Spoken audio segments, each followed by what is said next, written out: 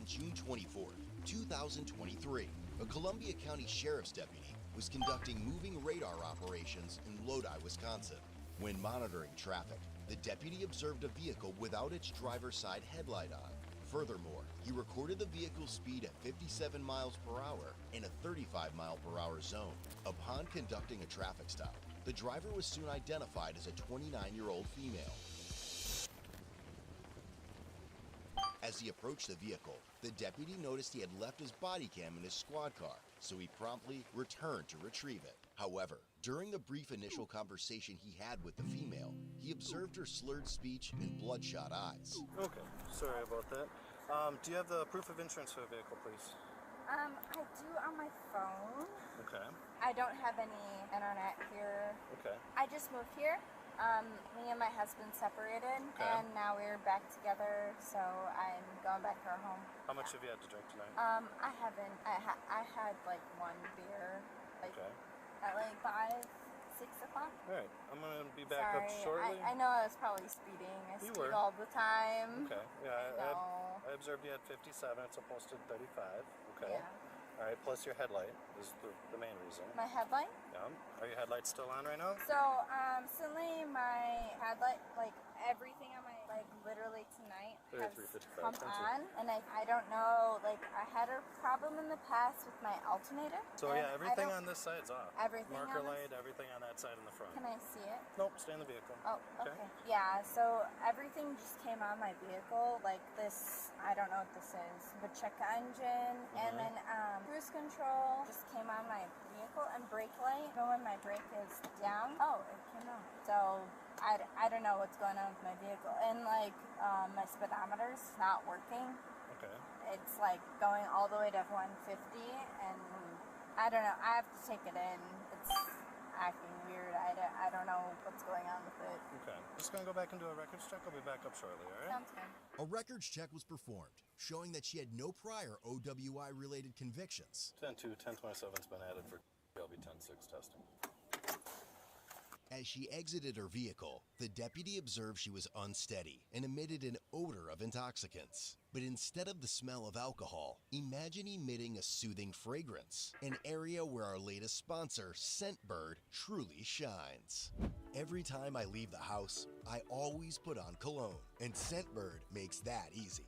Scentbird offers luxury fragrances for just $17 a month, letting you enjoy high-end scents without the high price tag. With the flexibility to skip or cancel anytime, it's hassle-free luxury at your fingertips. Discover 700-plus fragrance options from top brands like Gucci, Prada, and Versace, along with indie labels such as Skylar, Heretic, and Confessions of Rebel. Get a 30-day supply of your chosen scent each month, saving you from that pricey commitment of a bottle that can cost several $100s. This month, I received 4 different fragrances: Atlantis by Blue Atlas, Sandalwood and Oak by Scents of Wood, Apex by Roja, and One Cool Customer by Grooming Lounge. Each scent is unique, and my go-to is Blue Atlas. Inspired by Bali's coastal jungles, with refreshing lemon and lavender notes, ideal for a night out. Support the channel using my code BLUECAM at Scentbird.com, or click the link in the description for a huge 55% off your first month, just over $7. Available only in the USA and Canada. Again, use the code BLUECAM at Scentbird.com, or click the link in the description. All right, man. Why don't you step out for me, please? Why don't you leave the purse and the phone on the seat right there? Could you set your phone and the purse on the seat, please? And just step over back to the front of my car here. Sure. It does appear to me, here's fine. It does appear to me that there's indications of impairment, okay? Okay. So how much have you had to drink today? I had a drink at like 5, 6 o'clock. Other substances, anything else? No? I drink like maybe like 3, 4 times a year. So I'd like to conduct field sobriety testing, okay? Would you Sounds consent to doing that? Sure. What does that consist of? It's standardized field sobriety testing, okay? Okay. So could I get you to just stand right here facing me? So can I get you to keep your arms down at your sides for me? Yep. What we're gonna do is I need you to follow my finger, okay? Do you see my finger? No, not at all. Yes or no? Sorry, yes. Okay, follow my finger with your eyes in your eyes only, okay? Keep your head still.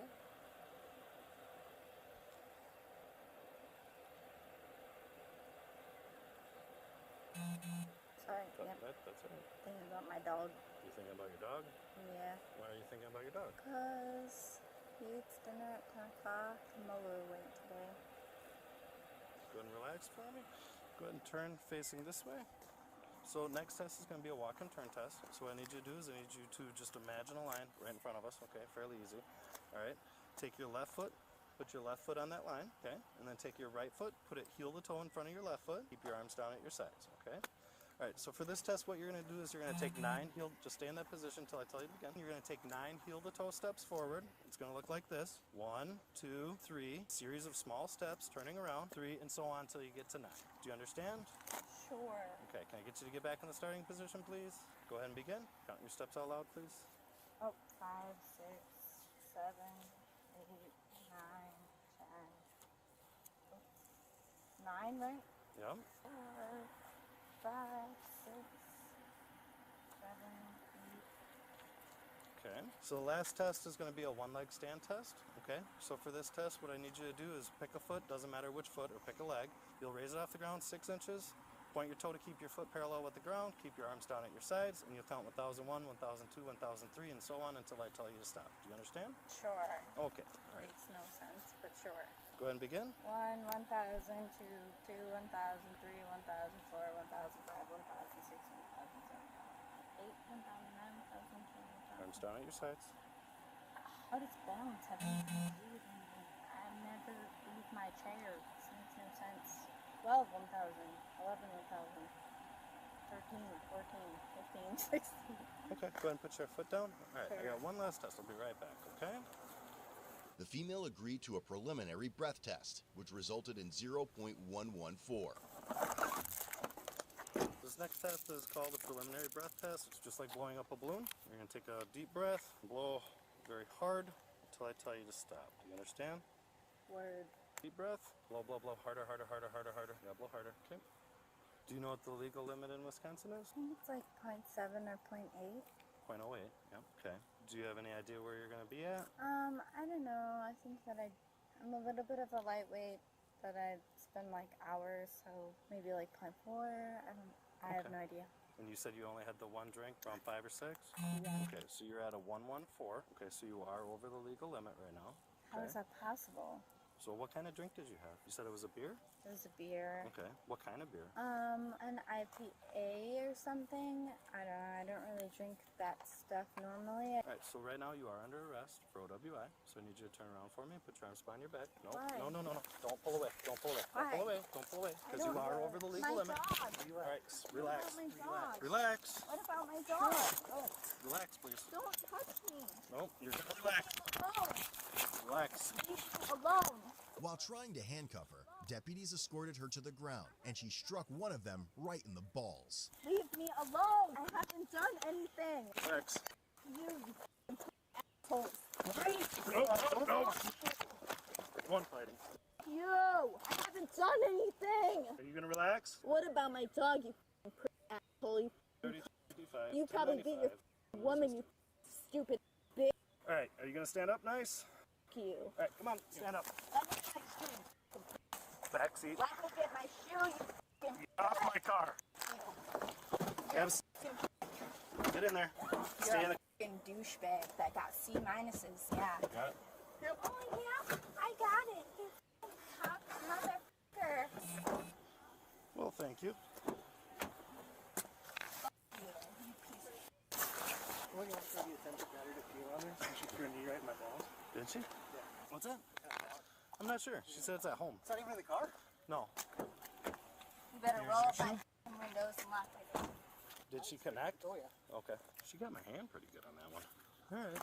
Well, now we start. Yay.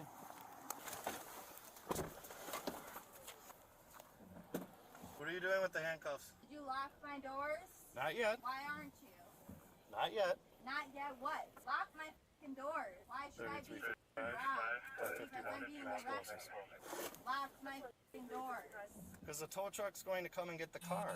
No, you're going to lock my doors and you're going to fucking make sure I don't get robbed. Isn't that your fucking job?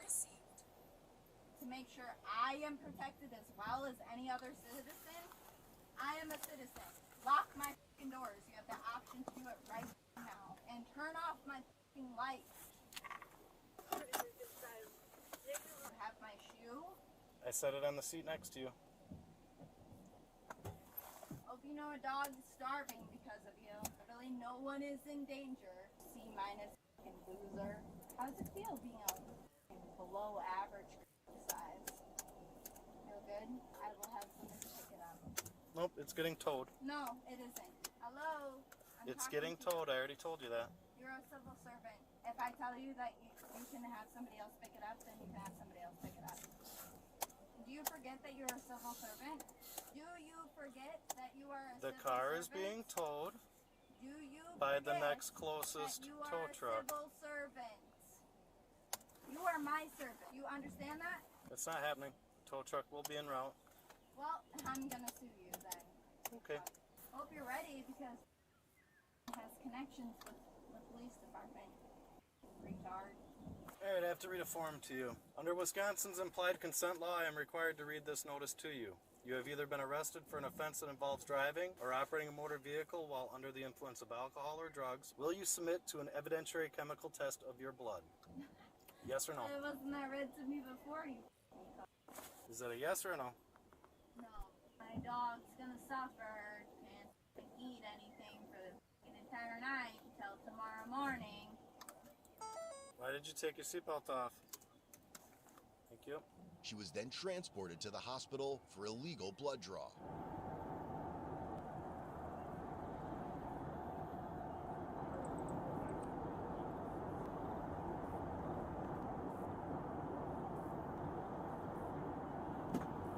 I understand, and The bathroom. okay, and I understand, but right now we have to wait. In order to relieve myself.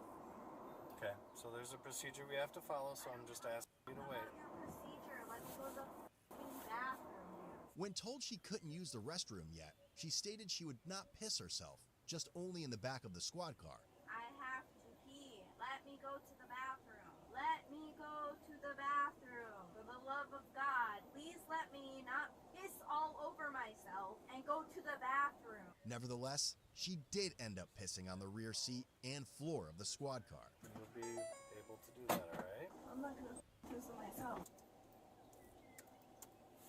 You recall that I asked lately multiple times. I understand that you said that, and I told you you had to wait. I'm sorry. Understand that I told you I had to pee multiple times and I that do understand you that, didn't yes. allow me to? You're correct. I'm sorry, but this wasn't the correct time. There's only a certain amount of time to hold their pee. I've been holding my pee since the moment you arrested me. Allow me to go to the bathroom. You're gonna write me another ticket? What is wrong with you? What is wrong with you? What are you talking about? What is wrong I didn't with write you another ticket for being in What the are you back of my printing car. out then? That was a form that's going to go in the blood test. This is the affidavit for the search warrant. You will be getting other citations, but they won't be What? for What that. other citations? For speed.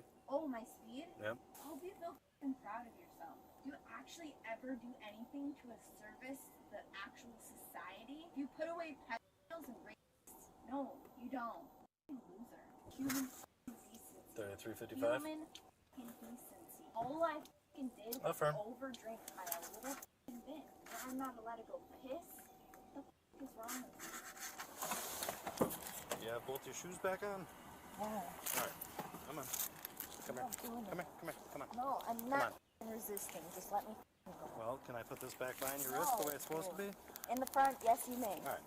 I can do that. Are you going to be cooperative? If you f***ing be nice to me and not make me f***ing piss my own f***ing pants, yeah. Right this way. Like, Don't want I you have to touching me, escort you. dude. I have to escort you. I can walk on my No, own. come on. Come on. Come on. I can walk on my own. Is that better? I don't want you touching me. I don't want you falling. You are a So, strange come on. man, Come on. and Come I on. Come don't on. know you. Come on. I don't know you. Ma'am. Please do not touch me. Do you want to do I it this don't way, or do know we need you. to go back in the Please do not ambulance way? touch me. Are you going to cooperate? I am cooperating. Come Don't on, touch step this me. way. You have a seat right here for me, please? He'll be out shortly. Sit down. Nope, we're not going over this way. You're going to go sit down. I want to stay. Sit down. Leave me alone. Ma'am, sit I'm down not or I will doing get a anything. restraint chair. I've Don't been touch trying me. to be as polite and as courteous as possible, but right now I I need you don't to have a want to seat. sit. I'm a free citizen. I know that you want to Have a seat. full control over me, but I'm not doing anything. Hi there. Okay, we're gonna have to have some respect. I- Or we're gonna put I you in want a restraint respect. chair. That's fine. Okay.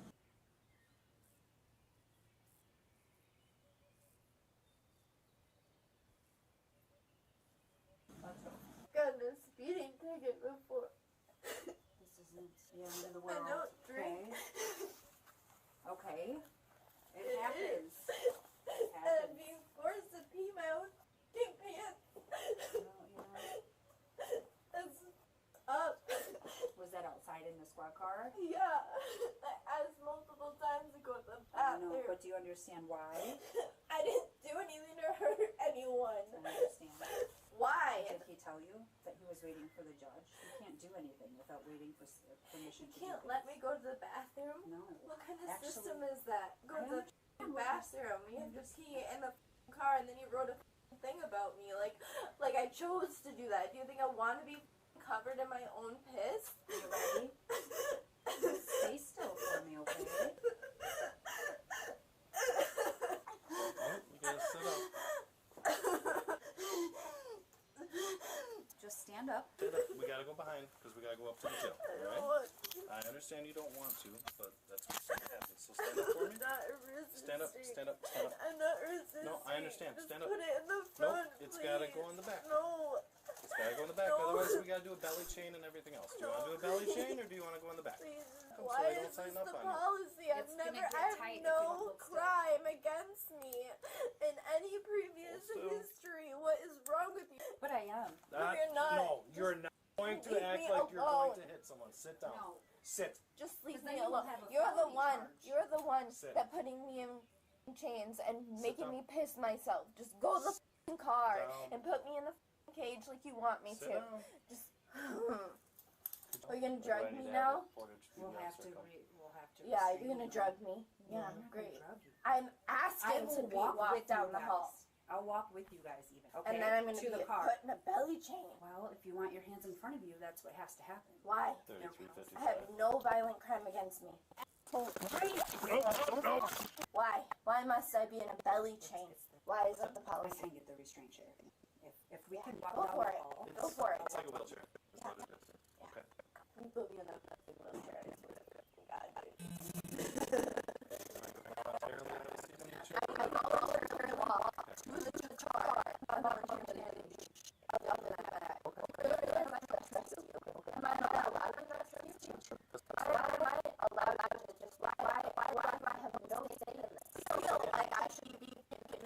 God, to the point where I can't defend myself. Okay. I There's understand that. nothing. I have nothing to defend myself. Okay. And you've already fought with us once tonight. I thought. Do you have any injuries? I have injuries. I'm bleeding. I am cooperating.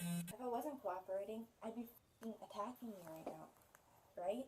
Like any other f***ing psychopath would be. I was cooperating right from the start until you guys literally forced me to the ground and shoved my shoulder into the ground without even f***ing saying so much as, hey, can you walk to my car? Asking me a f***ing simple question. Just step over back to the front of my car here. Sure. You told me I was under arrest and you shoved me into the ground. After you need another officer After in the groin. 2 seconds of telling me I was under arrest. Right now you are under arrest, so I need you to turn around for me. Put your arms behind your back. Why? No. That's not, that is not appropriate. Okay. Yeah, it's also a simple request to just turn around and put your hands behind your back so you can be handcuffed. So we have to do things a certain way with people. I So understand. just you one guys second. have your procedures and Yeah. everything else, but I am a human being, Yep. and he made me piss my pants. Well, And I told him 3 times, I really have to go. I'm going to pee my pants, and he let me pee my pants, and then he wrote it in his little f***ing notes. Women, urinate in her f***ing pants in my car. I'm freezing. Ma'am. My ass off. Okay, so- I'm wet, and I'm cold, and I'm being told that I need Okay, to be so, restrained to a Do you want to hear wheelchair. anything that I have to say, ma'am? Because we're getting to the point I can speak with you and explain to you why what's going to happen, or we can just do it because. Just whatever. Okay, I don't so care. step forward. You We're don't going to seem to secure your care. hands in the rear. That's the way we have to do it. Please step. Come on, stand up. These are a bunch of lunatics. Just Disgusting. relax. You guys disgust me. Relax. Disgust me. Horrible human beings.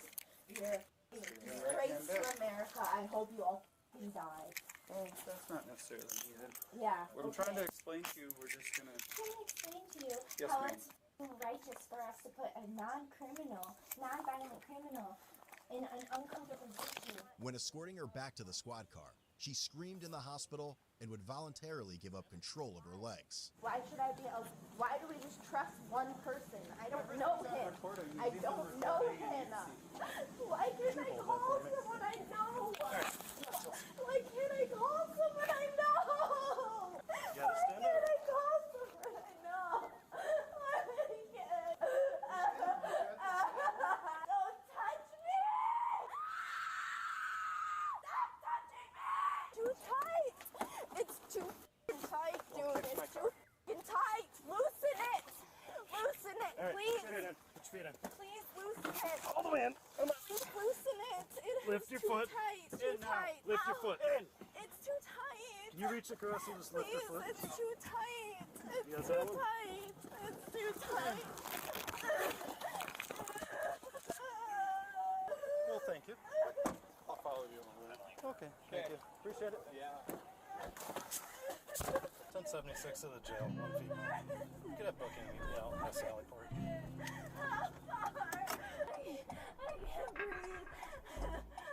can't breathe. Take a deep breath. In through the nose, out through the mouth. Come on. Sit up. Come on, sit up. Come on, look at me, okay? You understand? She was trying to hyperventilate and acted like she passed out. So I just wanted to make sure she wasn't actually unconscious back there. Continuing on to the job. Why'd you take your seatbelt off? Okay, well, you're supposed to leave it on, right? For your own safety?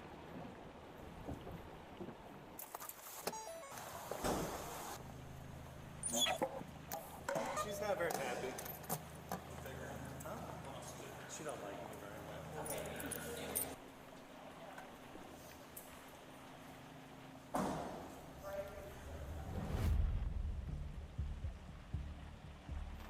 The 29-year-old female was charged with felony battery threat to an officer and misdemeanor resisting obstructing an officer.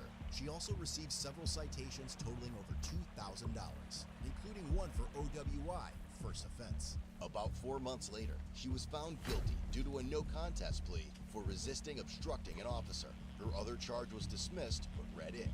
All her citations were dismissed on the prosecutor's motion, except for the OWI offense. Ultimately, her sentence was withheld, and she was instead given 5 days of jail and 12 months of probation. And again, be sure to use discount code CODEBLUECAM at Scentbird.com or click the link in the description and start smelling like a whole new world.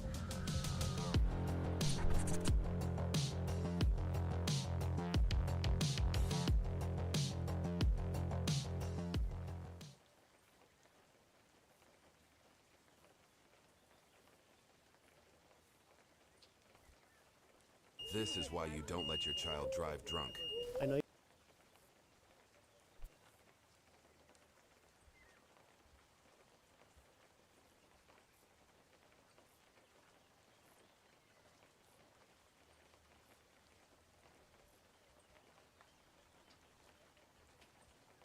From a portly Punisher with a Comic-Con murder plot, to a redneck Raven cosplayer kidnapping a teen, to a Japanese Joker truly fed up with society, today we'll be exploring the bizarre underbelly of the cosplaying community, discussing a handful of eccentric crimes committed by some of its more unhinged, costumed characters. Anime, gaming, and cosplaying conventions can be some pretty stinky places. Might want to stop the stench with today's sponsor, Mando.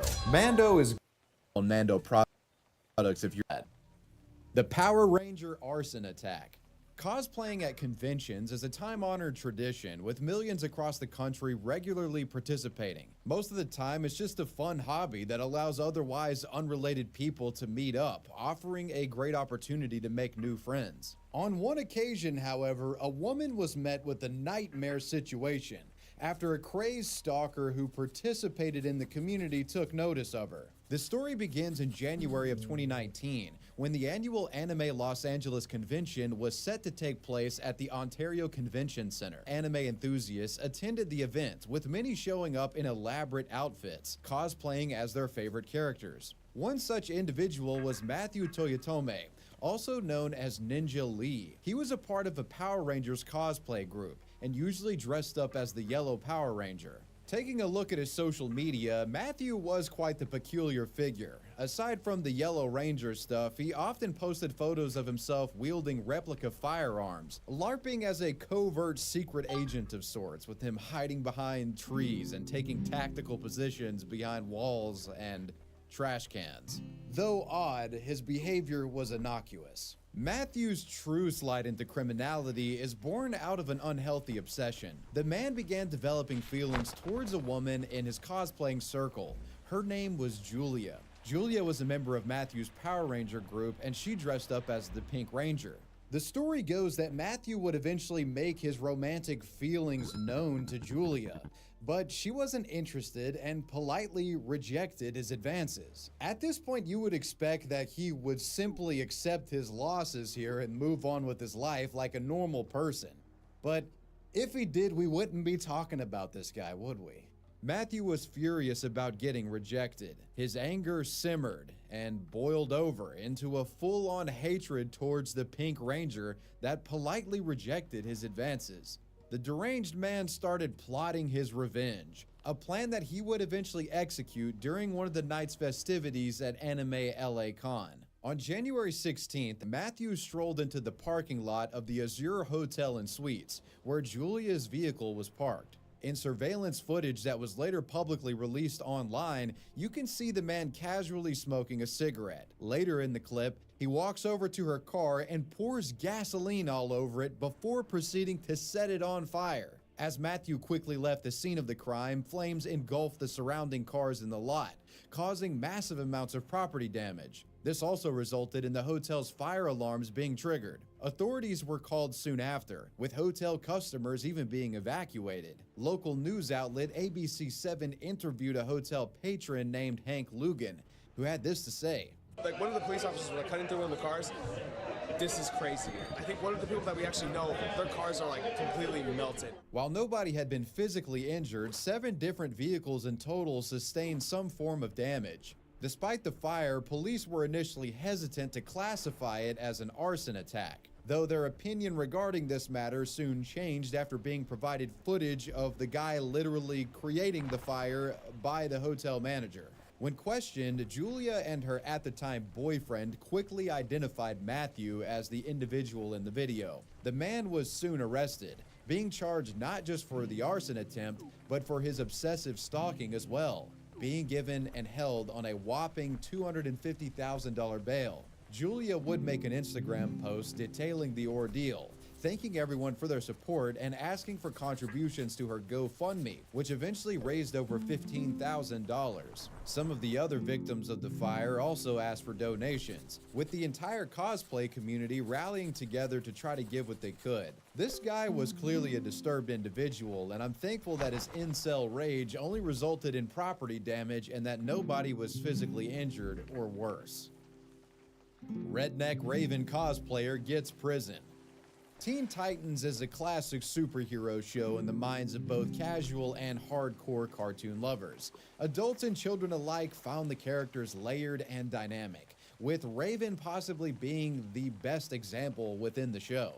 Our next subject was a Raven cosplayer who not only fails to emulate Raven in just about every way imaginable, but this Titan ironically would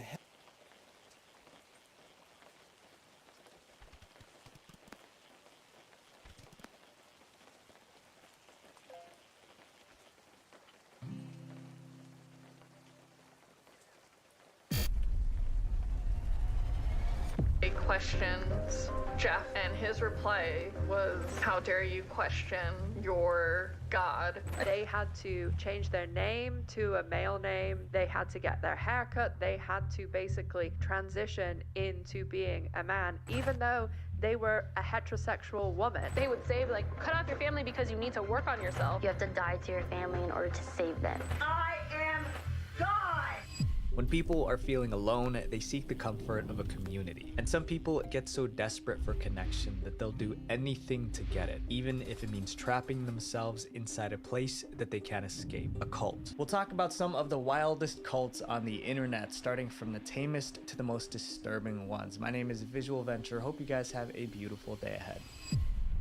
Twin Flames Universe. Everyone around the world wants to find their one true love, which is why when a cult emerged promising that they could find a soulmate, it quickly became one of the fastest growing cults in the world. Established in the early 2010s, the Twin Flames universe had one major promise to its followers. They would help them find their soulmate, no matter what it took. The idea is that twin flames are two people believed to share the same soul, split into two bodies, creating a deep and intense connection. Their relationship helps them grow and achieve a higher purpose together. Here's a fun statistic for you. Generally, for the vast super majority of people on the planet, if you just listen to our information and you genuinely do it, and you don't know your twin flame, it should take you a week to get into harmonious union. A really chill week. These are the founders, Jeff Divine and Shalia Divine, a married couple and so-called twin flames. The two met each other online back in 2012 and started dating shortly after. They were both very deep and shared views on intimacy, romance, and of course, twin flames. They both believe that everyone has a true love, which was decided for them by the universe. In 2014, the couple started making YouTube videos together talking about their views on twin flames, and soon built a subscriber base of like-minded individuals who agreed with everything they believed in. With a rapid growth, Jeff and Shalia transitioned from making videos to building an actual community. So in 2007, they founded Twin Flames Universe and offered online classes to their fans called the Twin Flame Ascension Course. These were all paid classes helping anyone who would join to find their soulmate, aka their twin flame. As of 2024, the course starts at $3,333, which includes over 100 classes that are all 90 minutes long. Or if you wanted the everything package, you would only need to drop $8,888 for a more personalized experience. For some, the money seemed worth it to find their soulmate, but the true price was about to be revealed.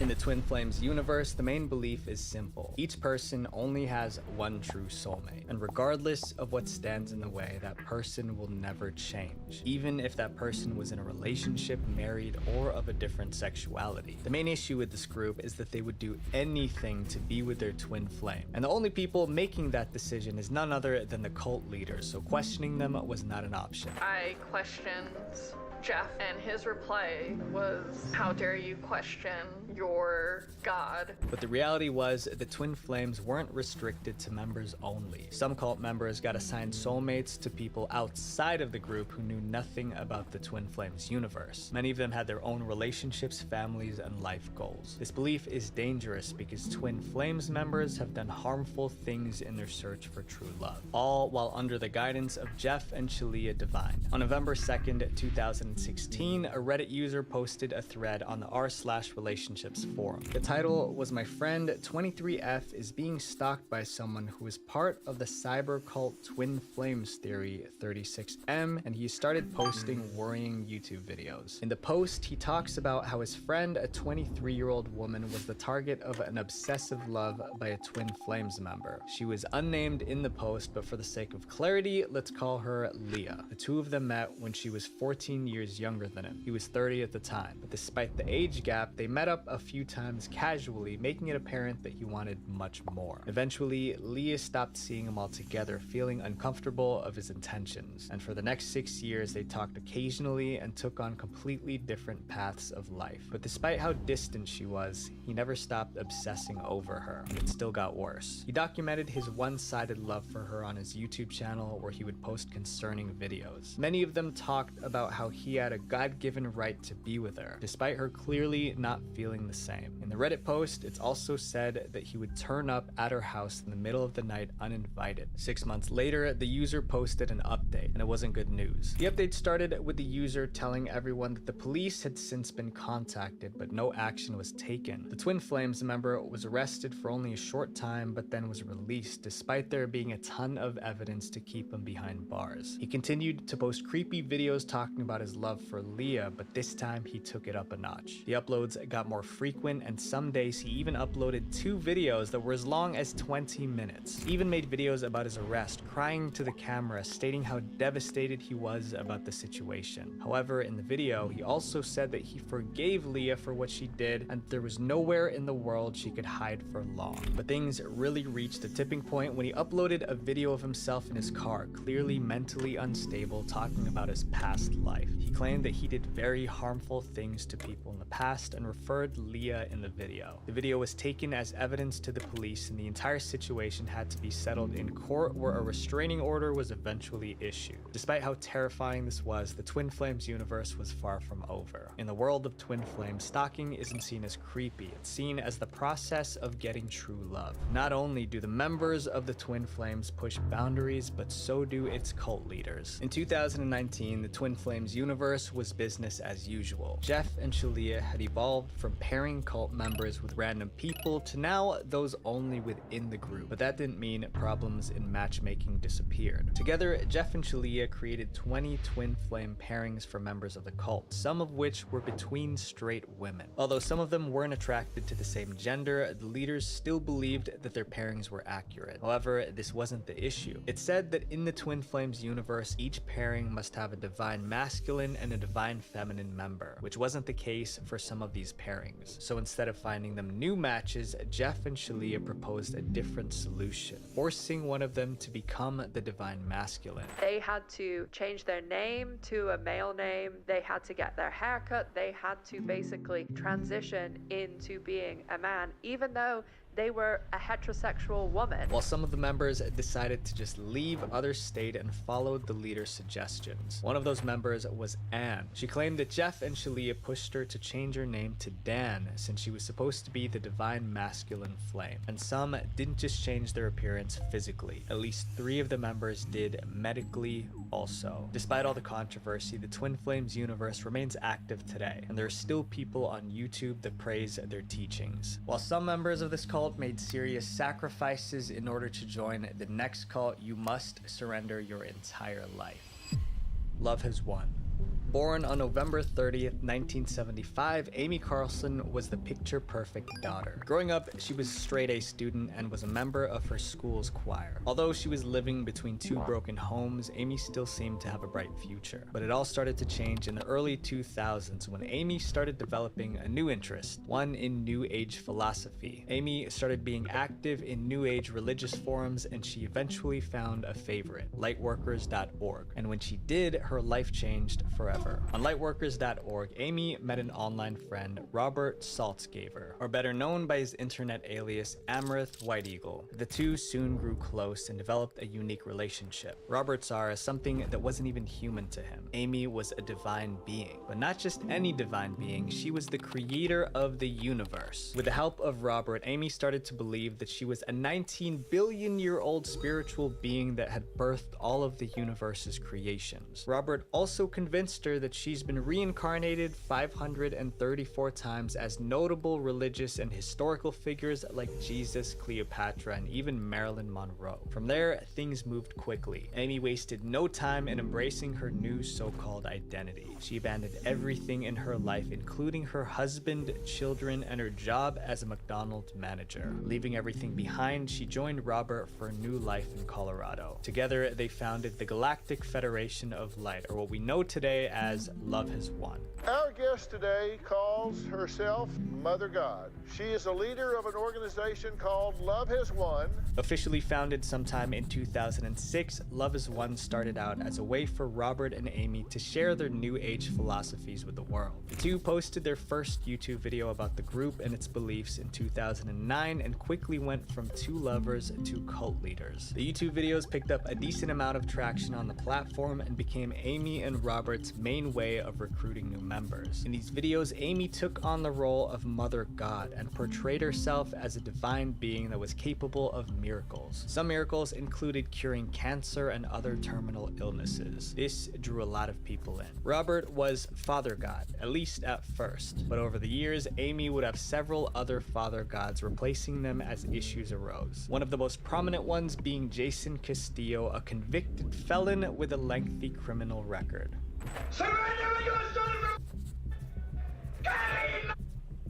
Amy would offer etheric surgery priced at $88 per session. In these sessions, Amy claimed that she was able to remove sickness and negative energy from the body through just one simple phone call. And we like to say to the YouTubers, we are doing brain surgeries, organ repair. But in reality, she couldn't heal anyone. In fact, she couldn't even heal herself, but we'll get back to that. As the cult grew in numbers, they also started releasing more content. Amy and other members started to do daily live streams on the platform. They spend their time bringing in donations via live stream, selling new age merchandise, and attending to Carlson's every need. It said that Love Is One was able to cultivate a community of around 100 to 200 members. As Mother God, Amy was supposedly going to be the one to lead 144,000 people to ascension, which will take them from this current world to a mystical fifth dimension. Although many of the cult members were scattered worldwide, connecting through Facebook and Skype, the core group stayed together in one location. They moved between states like Florida, California, Oregon, and Colorado, renting places to use as their cult's base. There were around 12 to 20 Love Is One members that were at the forefront of everything. They were the stars of the live stream, favorites, and were seen as the group's core members. They called Amy their mom and treated her not just like a leader, but also a parental figure. Eventually, Amy, Robert, and the core members settled into a permanent residence in Crestone, Colorado. The house had been purchased by one of the members for $63,000 and became the base of the cult's operations. The members, like Amy herself,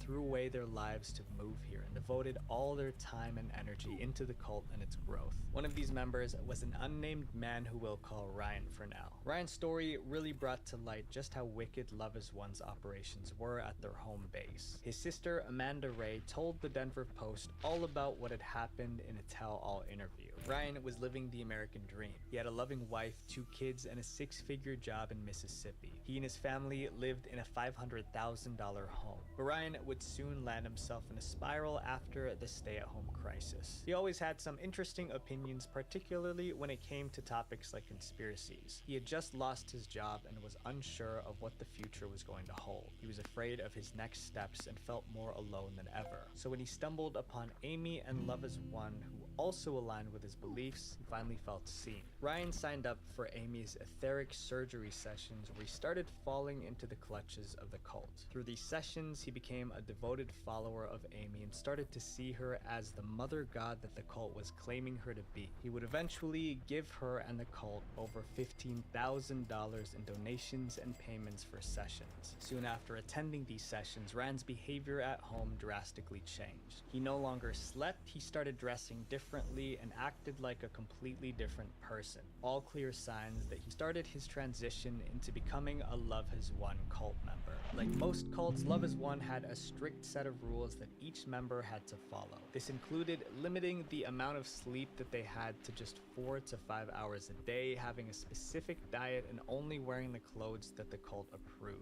After all of these changes, Ryan had become unrecognizable to his family and friends. His behavior was so concerning that his wife, Ariane, even sent their kids away for fear that he would negatively influence them. But that wasn't all. In May 2020, Ariane and Ryan were finishing up a couples therapy session. But instead of following his wife's car to go home, Ryan took his car in the complete opposite direction. His wife followed his car all the way to his destination, which to her shock was the airport. The reason? Ryan wanted to join the rest of the Love Is One members in Colorado. He left his wife with some chilling final words. Mother God has called me home. Unable to stop him, Ryan's friends and family let him be. They began watching Amy's YouTube live streams in hopes of catching a glimpse of Ryan. And for the first day after his departure, they saw him. But the next day, he wasn't there anymore. His wife and sister began to worry, especially considering that cult members on the stream were saying things about how a new member's energy wasn't right, and that he was on the wrong side of the mountain. Speculating that things had gone wrong, his loved ones called the local police in Colorado. The The next day, their suspicion would be confirmed. Ryan was found by the authorities wandering in the wilderness alone, borderline delirious. He burned his eyes from staring at the sun too intensely and was covered in leaves and cactus needles. His cult members abandoned him with nowhere to go in Colorado. Before his family could make it to him, Ryan signed the paperwork to get himself discharged from the hospital. He was eventually found underneath a bridge in his hospital gown, claiming that he had ascended after doing what Mother God had told him to do. He's still recovering to this day. Love as One soon began falling apart after some members came to the realization they were ultimately being brainwashed. Many former members of the group have come out to speak about their experiences, and they all said similar things. Amy was manipulative, hypocritical, and made their lives a living hell. It's a lot of mental manipulation, a lot of brainwash. She only lets us sleep 4 hours. We have to wake up every day at 5 a.m. We start live stream at 6. Everything is revolved around Amy. Amy's true colors also became much more apparent. Although the cult had a strict no drinking and no substances policy, Amy didn't follow that herself. In fact, she was an avid drinker, and this soon started to affect not just her behavior, but her health. Amy, at that point in time, was definitely one of the most brilliant, insightful people I've ever met. But it all changed after dinner.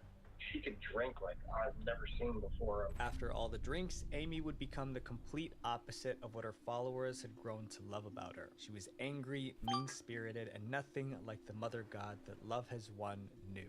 You are reason for all humanity. Eventually, all of it would start to take a toll on her. She got extremely ill. As someone who claimed she could heal others with just one phone call, she couldn't do the same for herself. In May 2021, she passed. But that didn't mean that her followers left. Colorado police visited the home days after to find that her body was still in the cult house, wrapped like a mummy, covered in glitter and Christmas lights. Love Is One was unmistakably a cult. However, some cults are much harder to spot, even if they're hiding in plain sight. 7M Films.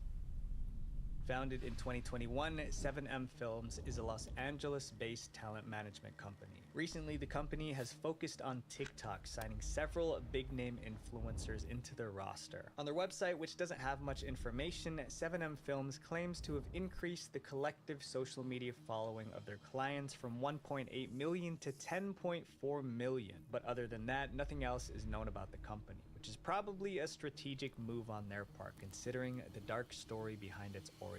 7M Films isn't just a talent management company, it was tied to a cult, the Shekinah Church. According to their website, Shekinah Church's primary goal is to save 1 billion souls by sharing their faith with the world. But to do this, they aim to aggressively train God's people, which they took too far. The founder and pastor of Shekinah Church is Robert Shin. He's also the creator of 7M Films. It's said that he started 7M Films after his son, a videographer named Isaiah Shin, started doing work in the influencer industry. Through his son's connections and using platforms like TikTok, Robert and his team at Shekinah Church were able to recruit several up-and-coming influencers to join the company, particularly dancers, with one of the most famous being Miranda Derrick. But soon, the true origins of 7M Films came to light after Miranda's family posted an Instagram video in March 2022 begging for help to bring Miranda back to the dark arts of 7M Films.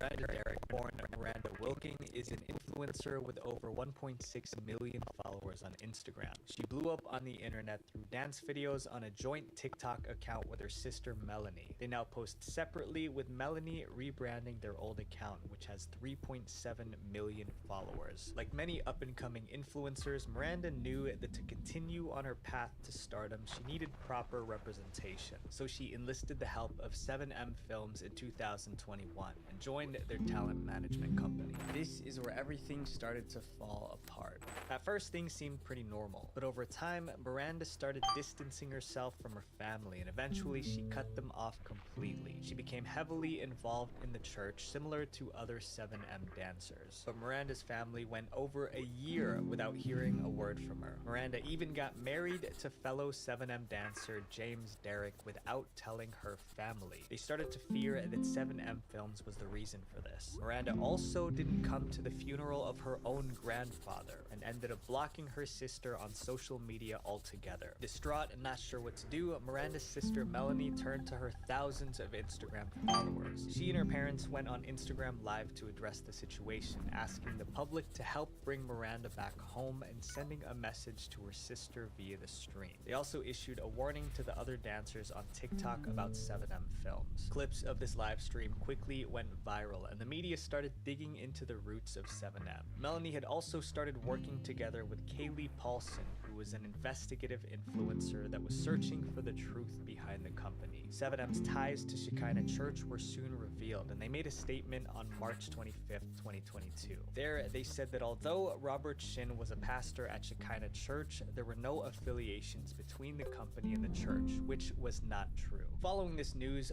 former Shekinah Church member Lydia Chung also took this as an opportunity to tell her story. In 2009, Lydia had attempted to sue the church and Robert for fraud, but was unsuccessful. She claimed that she's been swindled out of nearly $4 million, both in property and personal funds during her time at the church, which was from 1996 until 2008. She also confirmed the allegations that 7M Films and the church were connected, and also openly called the organization a cult. Lydia also gave further insight on how 7M Films works behind the scenes. She claimed that the company used popular influencers like Miranda as a way to infiltrate the entertainment industry. She also claimed that Robert tried to enter the American entertainment market years ago with little success, and that 7M Films' sole goal was to help Robert achieve his dreams of mass influence in the industry. Other Shekinah Church members also came forward echoing Lydia's claims. They said that Robert Shin had brainwashed them and used isolation and intimidation tactics to keep them under his control. Allegedly, the same thing happened at 7M Films. The company required all of its signed talent to completely cut ties with their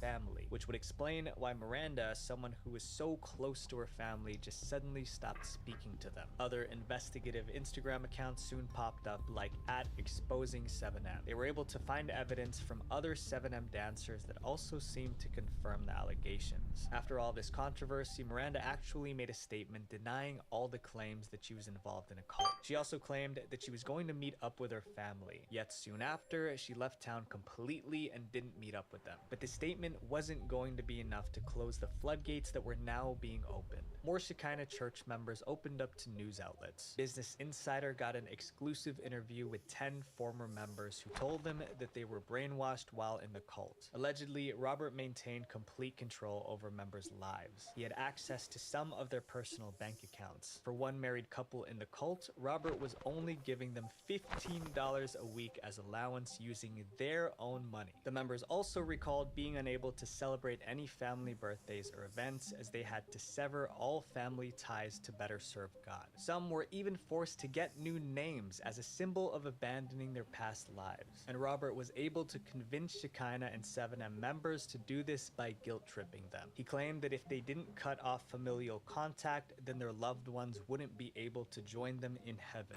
They would say, like, cut off your family because you need to work on yourself. You have to die to your family in order to save them. Some were also pushed to live in group homes with other cult members and give away all their possessions to more senior members of the church. 20% of their salaries went back to Shekinah, and additional 10% was given to Robert himself. And when members started their new job, the entire first paycheck had to be given to Robert so that he could bless it and make them more fruitful. An unnamed mother of a 7M dancer also told Insider that when her son joined the company, he started talking to her differently before dropping contact altogether. But the way he was typing, she seemed to believe that someone else was writing the messages for him. 7M Films and Shekinah Church have all denied these allegations. Even with Netflix's new documentary bringing the issue into the spotlight, Miranda still denies cult allegations. She remains with 7M Films and talks to her family occasionally, but only if they don't ask her about her involvement with 7M or the church. This next cult is absurd. It's led by a convicted criminal, and I don't understand how people fall for it.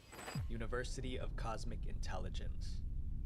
I opened this YouTube channel for this University of Cosmic Intelligence. Starting today, this is only for the fifth dimensional beings, those beings who are still stuck stuck on the third dimension, this channel might not be for you. This is Rashad Jamal, an author and rapper from Atlanta, Georgia. But most notably, he's a self-proclaimed prophet and the leader of the infamous cult, the University of Cosmic Intelligence. Rashad posted his first video called Divine Insight Introduction Video on his YouTube channel on September 1st, 2020. Since then, the channel gained over 200,000 subscribers with thousands more followers on other platforms. To join the University of Cosmic Intelligence, all people have to do is purchase one of the 3 packages outlined on the group's website. The gold package is the cheapest option, priced at $33.69 per month. The violet package is the priciest at $333.33. These packages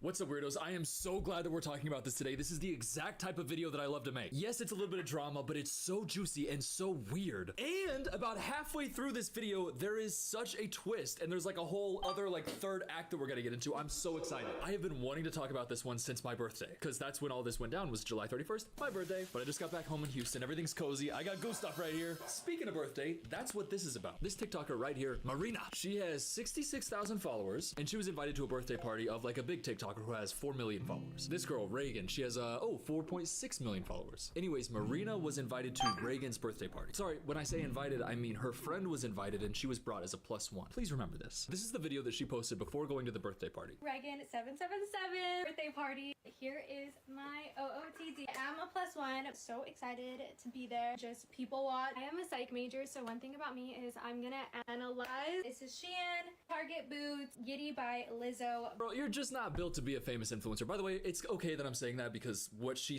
does for the rest of this is so mean. There's a reason that she's so hated right now. But if you're making an outfit of the day like this, you just don't have it. Like, nothing is connected. Nothing is motivated. I have boots as well as I have purse. Ah, fuck. That feels tainted now. Shout out Connor Wood. Still love Connor Wood. Anyways, she says right there, I'm gonna be analyzing people. I'm a psych major. It's just kind of what I do. I'm a psych major. It's so annoying. Just like be a human being. Now, that doesn't mean anything. Like, that video is nothing. She's just doing outfit of the day for this girl's birthday party. So why am I making this video? Well, in the comments, which are turned off now, by the way, but I have screenshots, somebody asked, how was it? And as you can see in the screenshot, there's only 9 likes on that comment. Please remember that. It's a 9-like comment. It's an outfit of the day about a famous TikToker, and someone was just like, oh my God, how was it? And she goes out of her way to respond to that and say, went with friends and we ended up leaving and just drinking at home. Wasn't our vibe. Heart, somebody else commented, can you explain? Marina goes out of her way again to say, was just kind of a money grab and I felt really out of place, especially because it was really empty. Already, that's annoying. Publicly saying somebody's birthday was really empty when you weren't even invited there, it's just like, it's bratty.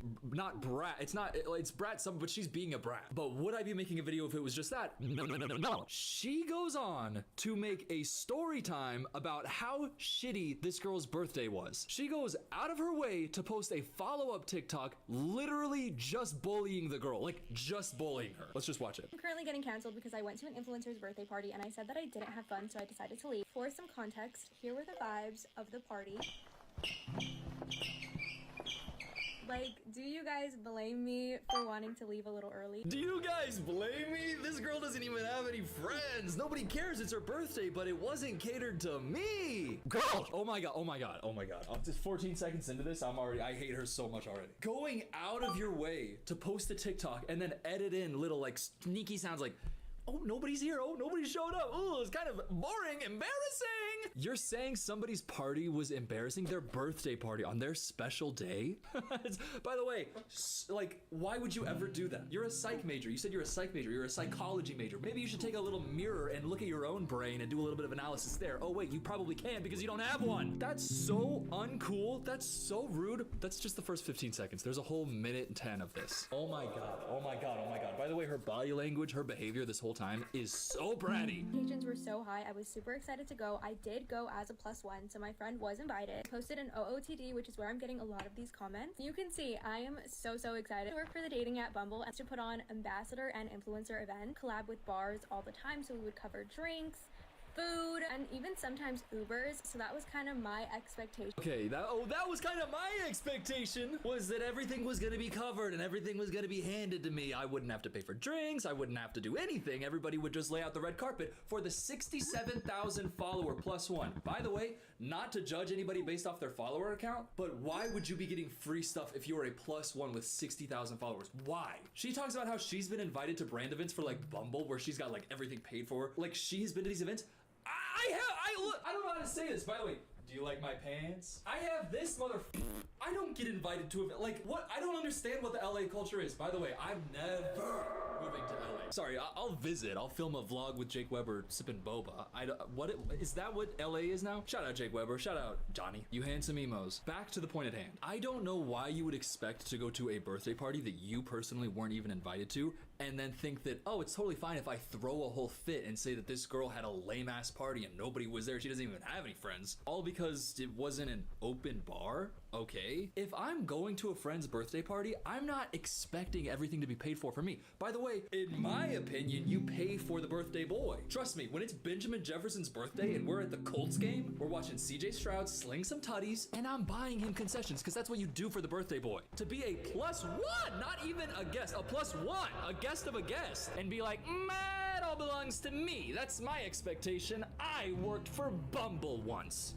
So that was kind of my expectation, and my expectations weren't met. Just felt like I was gonna have to spend money to hang out in the same space as someone, and that's just not something me or my friends wanted to do. I really tried for a couple of hours and it just wasn't the vibe. Not comfortable and having fun somewhere, don't stay. Like, you're never obligated to do that. Girl, stop acting like you're giving advice. Stop acting like you're being a self-help guru. You know, if you don't ever feel comfortable at a place, don't feel obligated to stay. You weren't even invited. Like, oh my God, you weren't invited. By the way, if you didn't want to be there, you can just leave. The thing that you're doing that's insane right now is posting a minute, 10-second long TikTok shitting on this girl who invited you. By the way, you're in the space. You don't have to get a drink. You don't actually have to get a drink. Did you know that? Marina, if you're at a bar, you don't actually have to buy a drink. There's this thing called not drinking if you can't afford it. Just say you don't have money. Just say you don't have your bag. Fill that bag up. What the hell are you talking about, Marina? By the way, the caption sitting there the entire time, I got canceled for not having fun. Girl, you are a brat. And again, not like that. It's the self-satisfied way that she's saying it all. Like, look at this part. Comfortable and having fun somewhere, don't stay. Like, you're never obligated to do that. So because of that, if you don't feel comfortable anywhere, then don't feel obligated to stay. It's not, I am so mad I can't even scream right now. On my birthday, by the way, my birthday, you know what I did for my birthday? I went just with Sophia to, it's called Canada's Wonderland. It's like an amusement park in Canada. Just the two of us. We rode some rides. I had a blast. I had a very fun time. If one of the people who came up and recognized me and like asked for a selfie, then went and posted a TikTok that was like, Phil Cooper was out at Canada's Wonderland, shockingly with only one guest. Anybody else think that kind of screams lame? If I saw somebody say that with that kind of attitude, it would genuinely hurt my feelings. Who cares? Yeah, point being, imagine that you had a birthday party and then somebody who you don't even know that just showed up, posts a whole video about how you're lame and your party sucks and you just don't have any motion, nobody really likes you, wasn't any fun. It would taint your special day, and nobody taints my special day. But keep going, Marina. Psych major. Oh, I'm a psych major, I'm gonna analyze people. Girl, get a grip on reality and then analyze yourself before you even turn those eyes towards anybody else. Idiot. I shouldn't be saying idiot. Sorry, I say that too freely in these videos. Dumbass freak. Don't stay. Like, you're never obligated to do that. So because of that, it was just a flop, in my opinion. I want to clarify. Oh my God.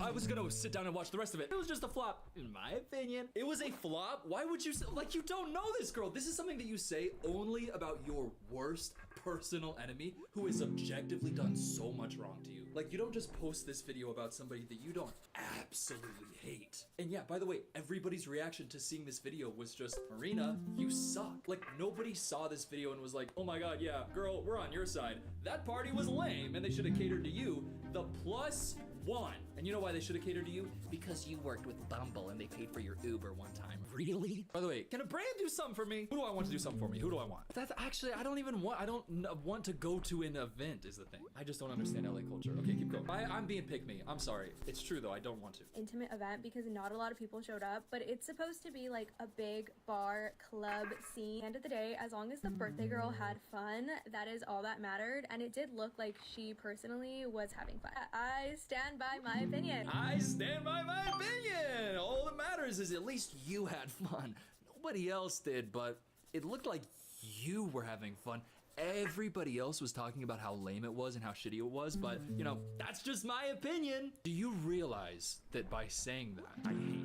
Have you ever thought about that? People sometimes are like, oh, don't put too much hate into the world. How can this exist in the world and I not hate it? By the way, if you ever see me at an event in LA in the future and you used that clip a second ago where I'm like, I don't want to do it, then good job screen recording it. I'm sure it's fine. I'm sure it's fun. If I'm there, I'll do it. Is that what it is? Is it because I'm not there? No, I don't think so. Because I've been to like a couple, and the only thing that I've wanted to do is go home. I've done like big influencer gatherings. I think it's been 3 times. 2 were just like for somebody's personal event, and then 1 was like actually a brand thing. The brand thing was lame, and I sat alone the whole night. Except there were 2 people who are like mom vloggers. We had a like conversation for an hour. Actually, really nice people. But then the other 2 that were like personal events were 2 of the most genuinely horrible experience. Oh my god. When I go to a therapist, they're like, hey, so tell me about yourself. I go, well, I'm not gonna say the dates right now, so you don't know, but I say those situations because it's so bad.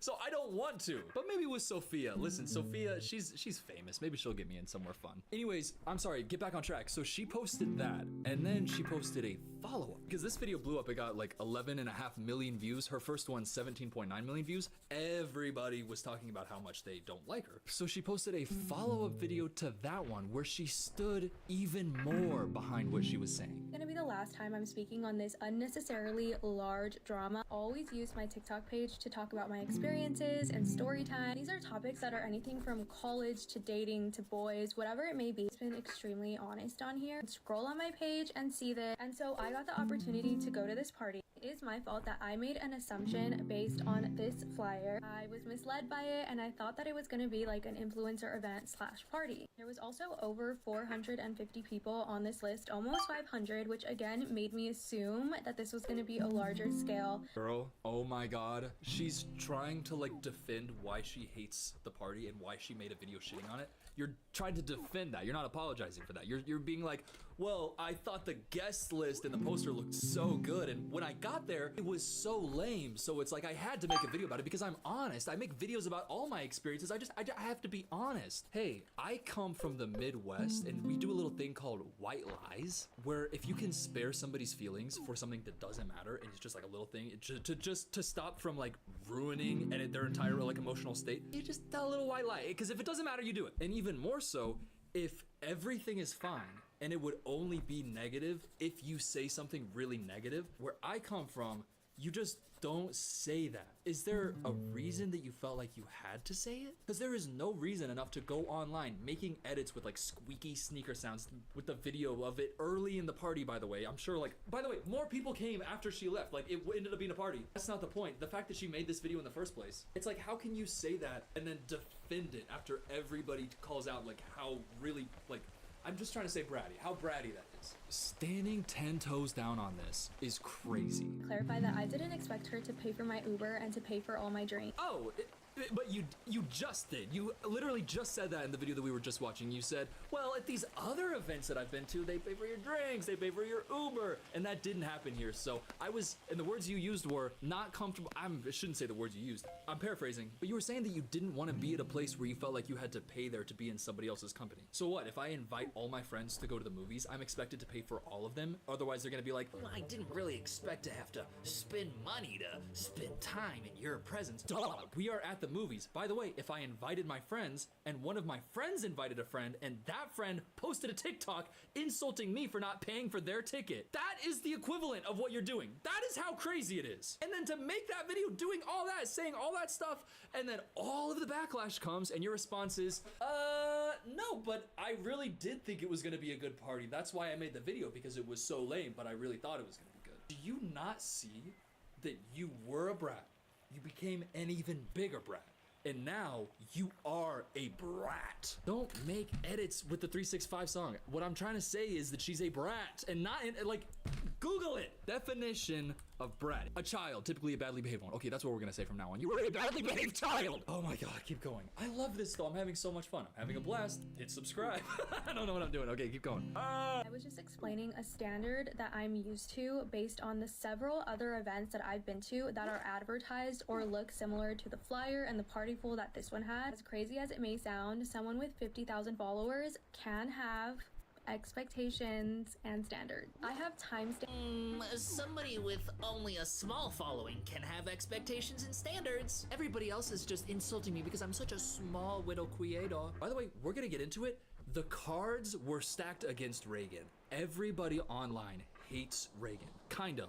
It's actually a really murky situation. We're gonna get into that after we talk about this situation. But that's just a little teaser for what we're gonna get into with Reagan. The thing is, you post a video shitting on her and her birthday party. Somebody who people are already kind of inclined to hate, and everybody is like hating you. I don't think that you should be defending yourself by saying things like, well, I'm such a small widow creator. People root for the underdog. Do you understand, Marina? People love to shit on the big dog. Why do you think there are so many more videos that are getting so much more broad appeal and recognition about Mr. Beast specifically and not Ava Tyson, who did like objectively like horrible things? It's because Mr. Beast is so big. He is the biggest. So I'm saying if you were actually in the right, it would be very easy for people to be on your side. So the fact that nobody is on your side just goes to show that you are wrong. And going, I'm a small widow influencer is not the slay that you think it is. It's not the I don't talk like that. It's not the serve. It's not the slay. It's not,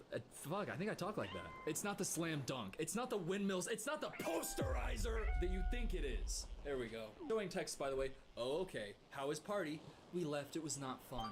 Again, this is not a video calling out Reagan for bad behavior. So why are you doing this? Like, why? It wasn't fun. I'm a small creator and they should have been paying for my drinks at the bar. You are a child, typically a bad behaved one. By the way, she posted a screenshot of this guy right here, Josh, complaining about your +1 experience at a birthday not being totally paid for as an influencer with 50K is so out of touch. By the way, we're from the same hometown. We don't really text that much. We texted like a couple times, like 2021. Josh Beal is my dog. And he looks a lot like a friend I knew in high school culture. This is not the point. I'm just looking at his face. She's saying that like, oh, I'm out of touch. You really think I'm out of touch? Girl, you are out of touch. You are saying that you had an expectation of everything being paid for because you're at an influencer event. That's out of touch. You're at an influencer event. No, girl, you are at this girl's birthday party. I don't know why her having a bunch of followers makes you think that it's like, it's a company. She's just like a girl having a birthday party. I get that maybe it had like a sponsor to it to help her like get the space, I guess is what she's saying, and the branding looked like that or something. But going in expecting everything to be paid for and then throwing a little hissy fit like a child, typically a bad behaved one, and then leaving and then posting a video about how it's not fun and how it was empty and how the birthday was lame. I'm gonna go out on a limb right here and say that's out of touch. But she keeps going. Maybe she cooks a little bit here. Maybe she actually has a good point that she cohesively puts together to convince us to side with her. She doesn't. I have timestamps and text messages that I was sending all throughout this event, and it just never picked up while I was there. Again, I was there for hours. And based on what I'm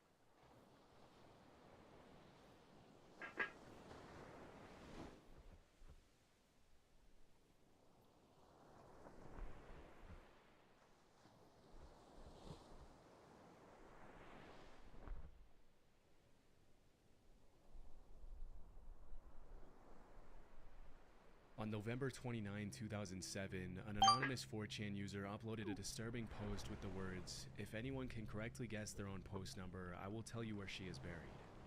Eerily, the post was accompanied by an image of a teenage girl. For context, on 4chan, each thread is assigned a unique post number, which is completely random and serves as an identifier for that specific post. These kinds of posts where the OP would reward other users with something if they managed to guess their exact post number were pretty common. But the rewards themselves were rarely this dark and specific. You can probably understand how the creepy nature of this particular post instantly caught the attention of so many people. It's worth mentioning that the dates and times from the screenshots shown are the archive dates and times, meaning they're not accurate. But over the following minutes after the post was made, several other users jumped in to guess their post numbers. And just 15 minutes later, a user correctly guessed theirs. After which the OP made good on their promise and said, "Winner, here you go," and then a set of coordinates. Strangely, the coordinates pointed to a pretty random patch of trees on the side of a county road about 50 miles east of El Dorado, Kansas. But as it was later revealed, there was nothing random about the location. The girl in the image in the anonymous user's post was 18-year-old Emily Sander, a Butler Community College student who had gone missing a little less than a week before the disturbing post was made. Shockingly, the police found Sanders' partially clothed body around an hour after the coordinates were revealed at the exact coordinates provided by the user. It's important to mention that by the time the uploader revealed the coordinates on 4chan, the cops had already been investigating Emily's disappearance for a few days, and they were already zeroing in on a suspect. As the investigation had revealed, Emily had disappeared on November 23rd of that year after leaving a bar outside El Dorado with a man named Israel Mireles. According to two witnesses, Israel had bought Emily and her friends drinks at a Chinese restaurant in El Dorado before accompanying them at a bar called The Retreat. After the two left the bar, Emily was never seen alive again. Following the finding of some pretty compelling evidence of Israel's involvement in Emily's disappearance, the authorities put out a warrant for his arrest. But by then, Israel had already fled to Mexico. Fortunately, due to the severity of the crimes, the cops were able to extradite him back to Kansas for interrogation. During his testimony, the suspect claimed that after they had left the bar, he and Emily had gone back to a motel room together. According to his version of the events, at one point in the night, another man had shown up at the motel room and tried to rob him, after which he allegedly left the motel alone. When he came back a few hours later, Sanders was supposedly dead. The story is already kind of hard to believe, especially when you factor in that after allegedly finding the lifeless victim in the room, Israel claims that he panicked, put her body in the trunk of his car, and headed to a house where his 16-year-old pregnant girlfriend was staying in nearby Baxter Springs. Again, this was already a huge stretch, and it didn't exactly help Israel's case that investigators found a large knife and clothing with his DNA in a trash can at his girlfriend's home in Baxter Springs. When it was more than obvious that Israel was responsible for the crime, a judge sentenced him to life in prison without parole. As for the 4chan thread, I couldn't find any official confirmation that the post was uploaded by Israel. And it's worth mentioning that because the coordinates were revealed a little under an hour before the cops officially announced where they had found Emily, the thread could have been opened by someone on the police force who knew about the location before the public. Still, there's a very real possibility that the 4chan post was uploaded by the killer himself, adding an even more disturbing layer to an already horrific crime. On August 25, 2009, a 4chan user opened a thread with the title, "Look What I Found." The caption read, "So, I was looting through some stuff my dad left when he died, and I found this. The old bastard had a live grenade. It seems kinda old, but looks okay to me. What would the random board do with it?" Next to the caption was an image of the OP's hand holding what appeared to be a live grenade. For the next 15 minutes, the thread was flooded with all kinds of comments from users all around the world, with some claiming that the grenade was fake and asking the uploader for proof that it was made out of real metal and wasn't just a plastic imitation. Let me see the bottom of it. Bottom. It's plastic, lol. No plastic, dimwit, it's all metal. With this comment, the OP included an image of himself holding up a lighter to a grenade, which is On November 29, 2007, an anonymous 4chan user uploaded a disturbing post with the words, "If anyone can correctly guess their own post number, I will tell you where she is buried." Eerily, the post was accompanied by an image of a teenage girl. For context, on 4chan, each thread is assigned a unique post number, which is completely random and serves as an identifier for that specific post. These kinds of posts where the OP would reward other users with something if they managed to guess their exact post number were pretty common. But the rewards themselves were rarely this dark and specific. You can probably understand how the creepy nature of this particular post instantly caught the attention of so many people. It's worth mentioning that the dates and times from the screenshots shown are the archive dates and times, meaning they're not accurate. But over the following minutes after the post was made, several other users jumped in to guess their post numbers. And just 15 minutes later, a user correctly guessed theirs. After which the OP made good on their promise and said, "Winner, here you go," and then a set of coordinates. Strangely, the coordinates pointed to a pretty random patch of trees on the side of a county road about 50 miles east of El Dorado, Kansas. But as it was later revealed, there was nothing random about the location. The girl in the image in the anonymous user's post was 18-year-old Emily Sander, a Butler Community College student who had gone missing a little less than a week before the disturbing post was made. Shockingly, the police found Sanders' partially clothed body around an hour after the coordinates were revealed at the exact coordinates provided by the user. It's important to mention that by the time the uploader revealed the coordinates on 4chan, the cops had already been investigating Emily's disappearance for a few days, and they were already zeroing in on a suspect.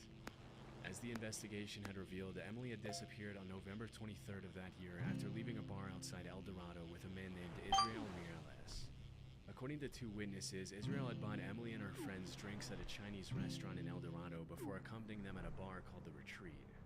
After the two left the bar, Emily was never seen alive again. Following the finding of some pretty compelling evidence of Israel's involvement in Emily's disappearance, the authorities put out a warrant for his arrest. But by then, Israel had already fled to Mexico. Fortunately, due to the severity of the crimes, the cops were able to extradite him back to Kansas for interrogation. During his testimony, the suspect claimed that after they had left the bar, he and Emily had gone back to a motel room together. According to his version of the events, at one point in the night, another man had shown up at the motel room and tried to rob him, after which he allegedly left the motel alone. When he came back a few hours later, Sanders was supposedly dead. The story is already kind of hard to believe, especially when you factor in that after allegedly finding the lifeless victim in the room, Israel claimed that he panicked, put her body in the trunk of his car, and headed to a house where his 16-year-old pregnant girlfriend was staying in nearby Baxter Springs. Again, this was already a huge stretch, and it didn't exactly help Israel's case that investigators found a large knife and clothing with his DNA in a trash can at his girlfriend's home in Baxter Springs. When it was more than obvious that Israel was responsible for the crime, a judge sentenced him to life in prison without parole. As for the 4chan thread, I couldn't find any official confirmation that the post was uploaded by Israel.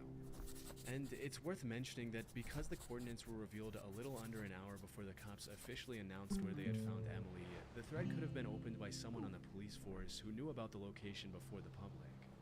Still, there's a very real possibility that the 4chan post was uploaded by the killer himself, adding an even more disturbing layer to an already horrific crime. On August 25, 2009, a 4chan user opened a thread with the title, "Look What I Found." The caption read, "So I was looting through some stuff my dad left when he died, and I found this. The old bastard had a live grenade. It seems kinda old, but looks okay to me. What would the random board do with it?" Next to the caption was an image of the OP's hand holding what appeared to be a live grenade. For the next 15 minutes, the thread was flooded with all kinds of comments from users all around the world, with some claiming that the grenade was fake and asking the uploader for proof that it was made out of real metal and wasn't just a plastic imitation. Let me see the bottom of it. Bottom. It's plastic, lol. No plastic, dimwit, it's all metal.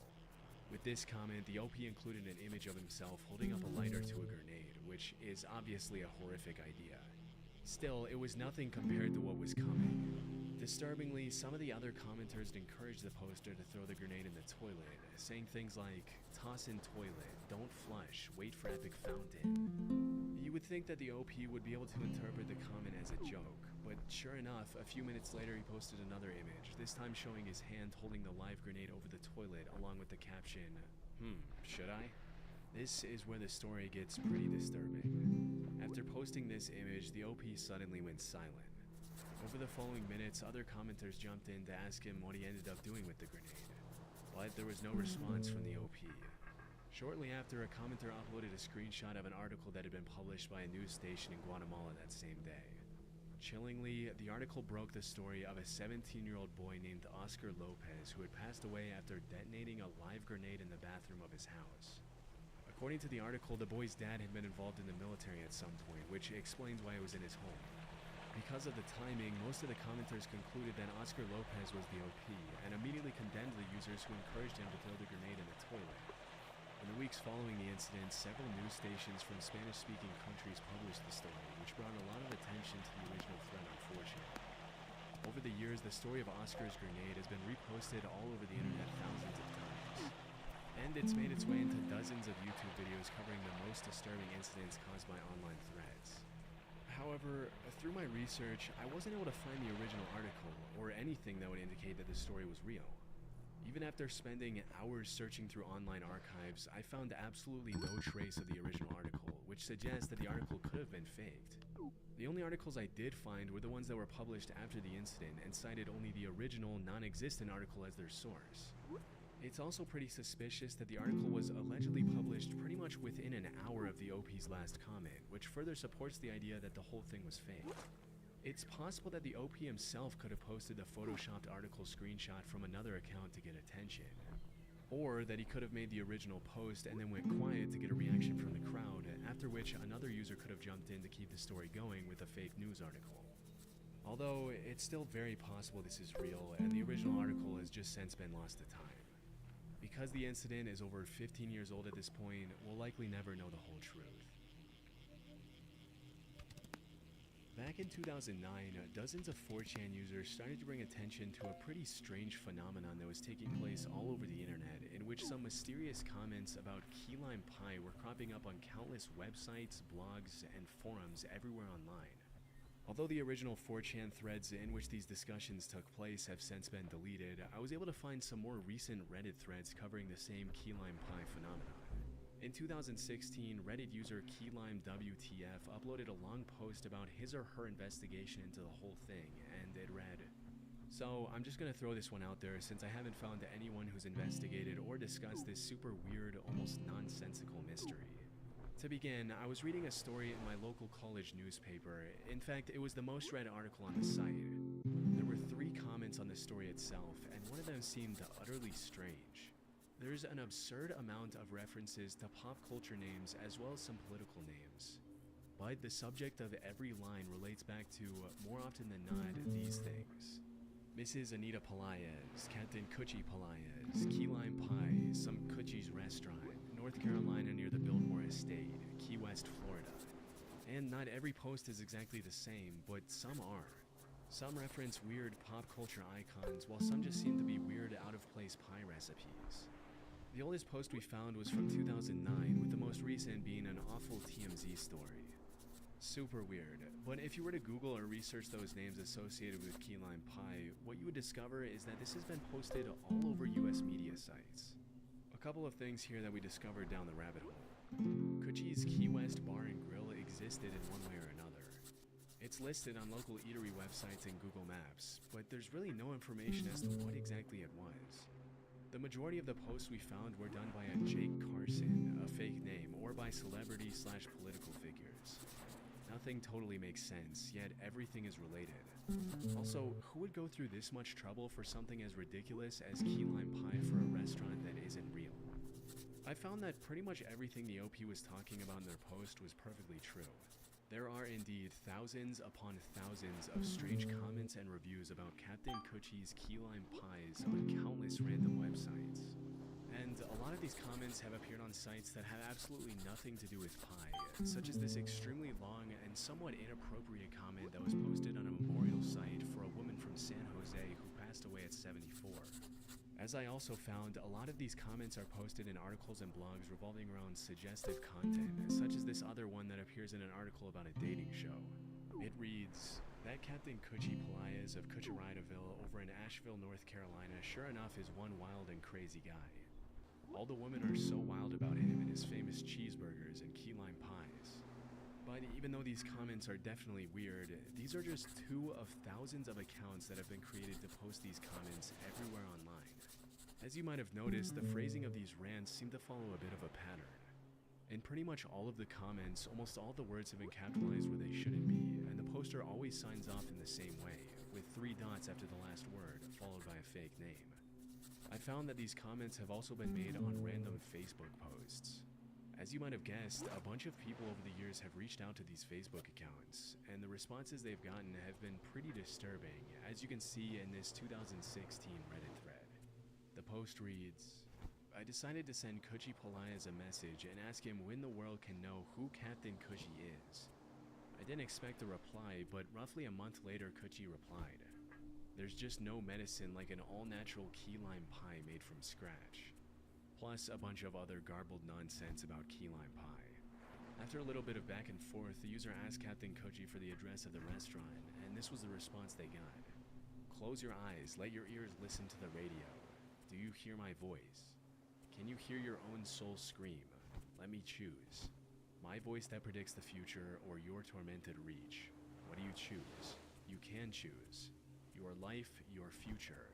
As smart as you are, you may have already found out that the radio drama from 75 years ago was the truth. They are on our planet, and they watch and see everything. Don't trust anyone. Don't trust the police. They are already controlled by them. And a few more lines of paranoid ranting. Strangely, the original message was sent in Swedish, which is the Reddit user's native language. What makes this disturbing is that there was nothing on the user's profile indicating that their first language was Swedish, which indicates that Captain Koji could have stalked the user. And eerily, this wasn't the only time this happened. Whenever people reached out to these accounts to ask for information about the key lime pie phenomenon, they would often receive strange responses with very specific information about their lives that the key lime pie people had no reason to know. The rabbit hole in this mystery goes pretty deep, but some things have been confirmed to be true. For example, as mentioned in the Key Lime WTF's Reddit post, Kochi's Key West Bar and Grill was a real place in Asheville, North Carolina. According to dozens of Reddit users, the original owners were Oswald C. Pelaez, aka Kochi, and his wife Anita Pelaez. But interestingly, even though the random comments and reviews are almost all about pie, the restaurant was actually known for its burgers. Still, despite this information, it's hard to understand where the connection is between the restaurant and the 15-year-long campaign to flood the internet with strange reviews about their key lime pies. Over the years, this has led thousands of people all over the internet to come up with all kinds of theories to explain the phenomenon. The first theory is that all the comments and reviews are coming from a single poster. Technically, this is a possibility. I mean, it's not uncommon for people with extreme obsessive personalities to become fixated on something as random as key lime pie and dedicate years to spreading bizarre content across the internet. However, the sheer volume of posts, accounts, and languages involved makes this kind of hard to believe. If you think about it, this would require the poster to individually open and verify thousands and thousands of sub-accounts, which would require a ton of different email addresses and more time than we can imagine. This is why a lot of people have suggested that all of these comments could be coming from a bot. The fact that all the comments are written in a similar style makes this a possibility, but there's one major caveat here. Over the past couple of decades, Google has really cracked down on bot accounts, making it increasingly difficult for random bots to open accounts and post comments on random blogs and sites. And sure, this could be a pretty advanced bot that's been updated over the years to be Google's security measures, but there's really very little motive for anyone to take the time to design something like this. So, in the absence of a solid explanation, some slightly more disturbing theories have been proposed by the online community. According to one of the most popular ones, these comments could be a coded method of communication for some sort of cult or underground organization with nefarious purposes. This could explain the endless, seemingly random pop culture references and indecipherable strings of garbled text with random capitalization. I also found some Reddit comments where the users alleged that Kochi's Key West Bar and Grill was being used as a cover-up for something more sinister. For example, in 2017, a user posted a comment saying, "I grew up in Arden and drove by it nearly every day of my life and never once saw more than one car there. When I reached my 20s, I assumed it was a money laundering operation or something similar. A friend of mine actually ate there once many years ago. If I recall correctly, it was empty and the food was unremarkable. It had never occurred to me to do this. This is honestly just one of those mysteries that you can make an entire documentary series about, and you'd still barely scratch the surface. To this day, nobody knows what all these comments are coming from, who's posting them, and why, or even how many people are involved in this whole campaign.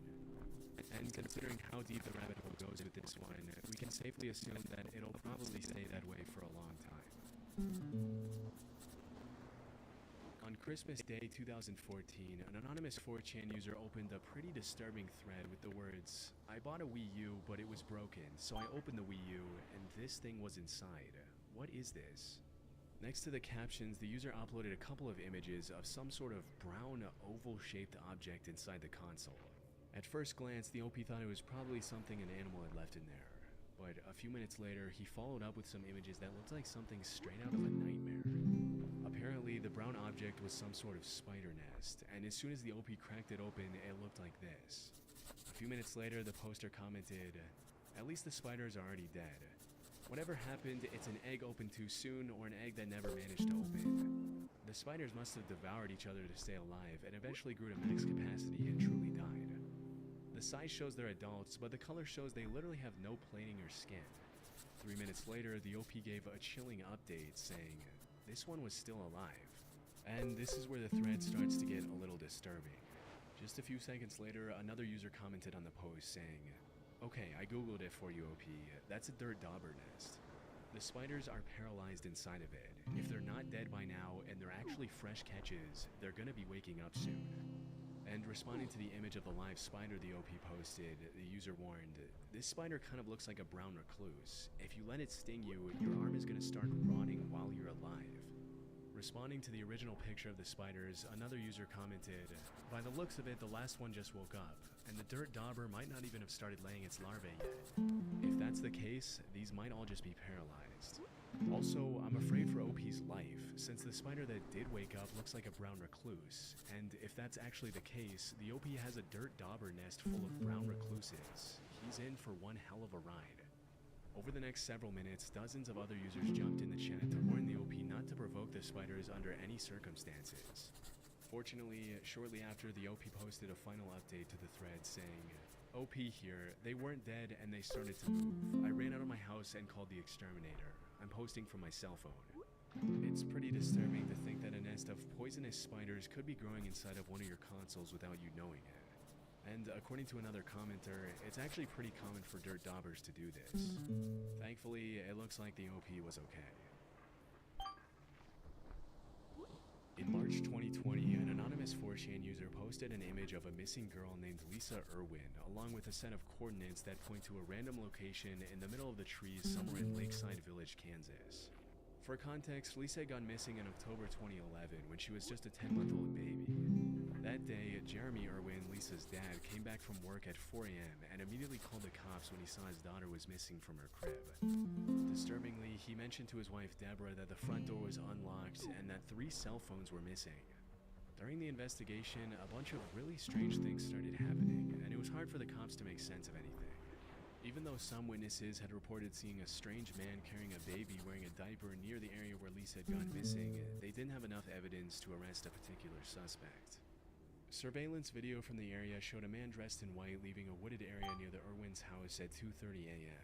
But the suspect the cops brought in as a result of the footage had rock-solid alibis. Chillingly, when the cops searched the Irwins' house that same year, dogs picked up the scent of a dead body in Deborah's bedroom.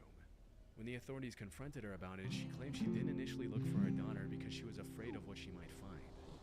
This was just the first in a series of strange claims and contradictions that Lisa's mom would find herself in. Later, she would allege that the last time she had seen her baby, it had been around 10:30 p.m. But after, she confessed that she had been drinking with a friend and didn't remember when the last time she saw her daughter was. Investigators also accused Deborah of failing a lie detector test, and even her own best friend told the police that Deborah had a dark side and that she believed she could have been responsible for the disappearance of her own daughter. Strangely, the cops later found that one of the 3 cell phones that were taken from the house had made a 50-second call late on the night Lisa went missing. But both Deborah and Jeremy denied making the call. When the cops investigated the call, they found that it had been made to a Kansas City woman named Megan Wright. Interestingly, Megan had once been in a relationship with a suspect in the case, a drifter who lived in a halfway house close to the Irwins. Still, she denied being the one who had picked up the phone on the night of Lisa's disappearance. To this day, the cops are convinced that whoever made that call is responsible for whatever happened to Lisa, but in the absence of new evidence, the case went cold for a very long time. The image you see in the 4chan thread is actually an age-progressed picture released by the authorities to help the public identify the victim, and it shows what Lisa would have looked like at 7 years old. As soon as the user posted the coordinates, some of the commenters started suspecting that the OP was the perpetrator, and that the coordinates pointed to the location in the middle of the woods where Lisa's body was located. One user commented, "I just emailed this thread to 2 local NBC affiliates in Kansas that cover the Thompsonville and Oskaloosa area. Hopefully this is legit and we can finally do some good and bring peace to a family." But even though a lot of people got in touch with the police over the leaked coordinates, frustratingly, nothing really came of them. And it's unclear if the cops just didn't investigate the coordinates, or if they did but they didn't find anything there. To this day, Lisa's disappearance has created more questions than answers. Was it the guy who was seen in the surveillance footage? Was it the parents? Or the 4chan user? We'll likely never know. As you probably know, one of the most popular features of 4chan was that it allowed its users to stay completely anonymous, which was part of the culture of the forum. Still, some users chose to have a username to put more weight behind their words and engage in genuine social interactions with others.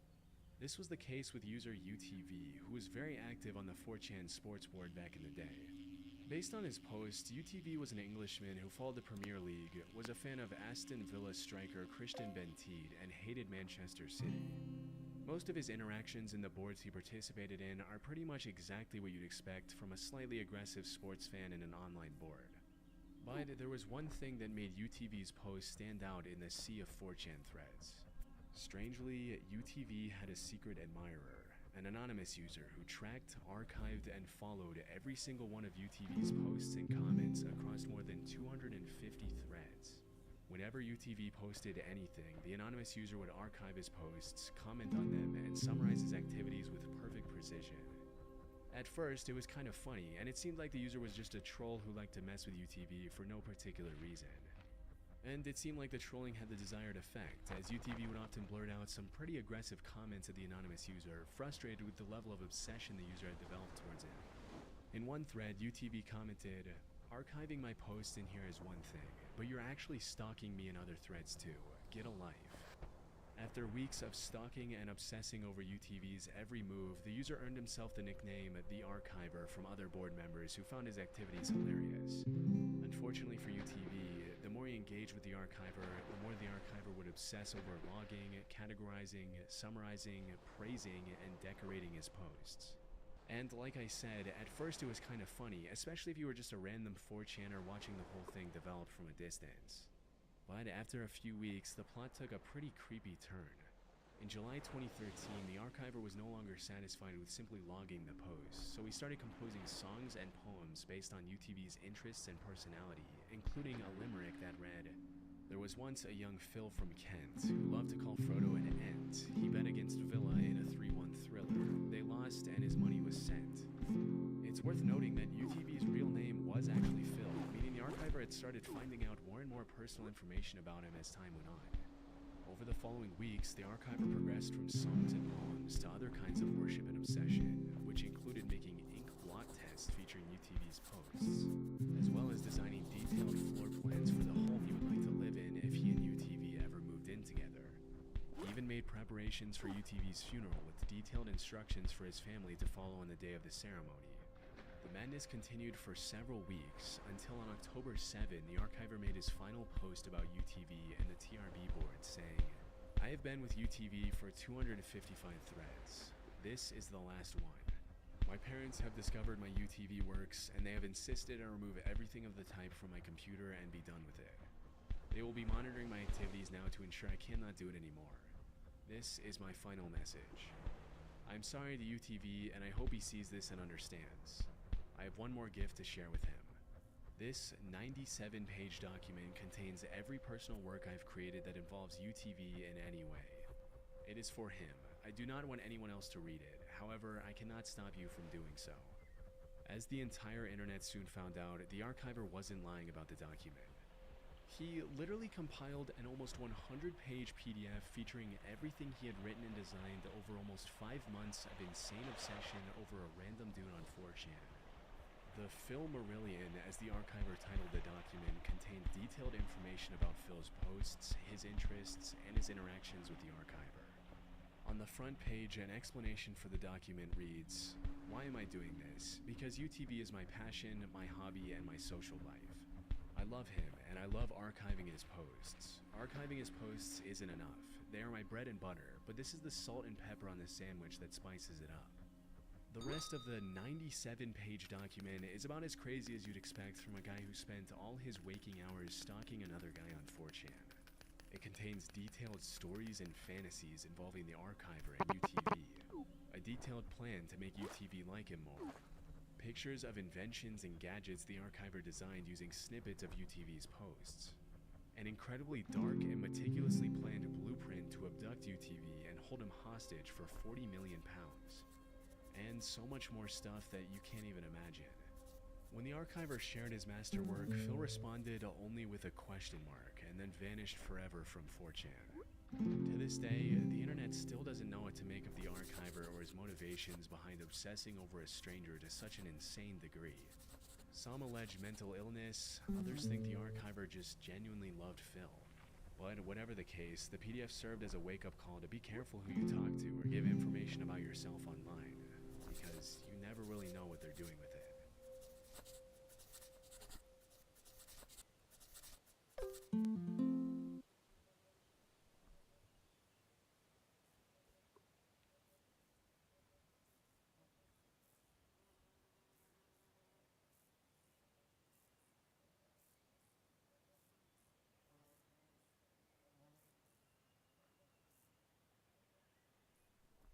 Hi, I was just wondering if you could do 2 favors. Well, what are they? Taking me to the nearest police station. What's going on, son? Have a seat there. It's personal business. Whoa, whoa, whoa, whoa, whoa! Wait a minute, how do you come to my house? And I'm a good woman. I don't do naughty things. The lives of family lifestyle influencers Jody Hildebrandt and Ruby Frankie imploded on August 30th, 2023, when one of Ruby's 6 children was discovered weak and hurt. The other 5 had not been accounted for at this time, and law enforcement wasted no time in launching a full investigation. As the police delved into the twisted dynamic that had grown between the 2 women, they never could have anticipated the depths of the depravity the children were subjected to, or the mind-boggling justifications offered by the perpetrators. I just want my kids back. I want my family back. Adults have a really hard time understanding that children can be full of evil and what that takes to fight it.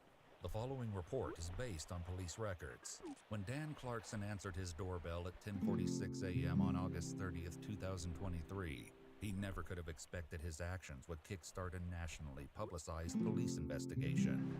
However, as soon as he laid eyes on the young boy outside, he immediately knew something was very, very wrong.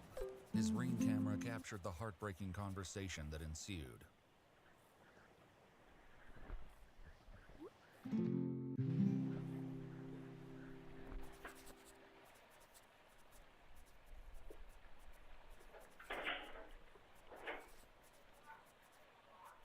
Yes. Hi, I was just wondering if you could do 2 favors. Well, what are they? Taking me to the nearest police station. Well, actually, this one's fine. What's going on, son? Have a seat there. It's personal business. This was actually the second neighbor the boy had attempted to contact. At the first house, there was no answer, so he'd been forced to move on. The disturbing reason he was seeking help came out when Dan made this emotional call to 911. I just had a 12-year-old boy show up here at my front door asking for help. Said he had just came from a neighbor's house. He's hungry and thirsty. While Dan was on the phone with 911, his wife gave the boy, who introduced himself as Russell, snacks to eat while waiting for help to arrive. But shockingly, there was something more appalling about the boy's condition than his extreme malnutrition. He has duct tape around Big his ankle. injuries. There's sores around them. Yeah, there's sores around him. I think there's a good chance he's been... And he also has he has around his wrist ankle. as well. I mean, his wrist as well. Okay, this boy has been... Needs immediate attention. And yet, the most heartbreaking revelations were yet to come. Okay, this boy has been... He needs... This kid has obviously been... I think he's been detained. He's obviously covered in wounds. He says what's happened to him is his fault. We need the police here now. The police and an ambulance were already on the way. During the tense waiting period, Russell revealed that he'd been staying with his mother and her friend, Jody Hildebrandt, since May. Terrifyingly, he added that he wasn't the only child in Jody's house. His 2 sisters, ages 9 and 14, were still inside.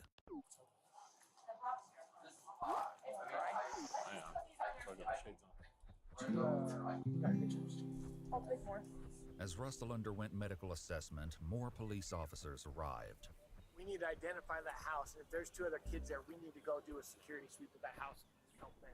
They were about to realize that they'd gotten there in the nick of time. As the police staged in Dan's driveway, a woman drove up in her car and announced that she was searching for a 12-year-old boy. She gave her name as none other than Jody Hildebrandt, the woman Russell said his family had been staying with. Cleverly, the police didn't tell Jody how much they already knew. They just took down her address and said they would come to speak with her shortly. She didn't have to wait long.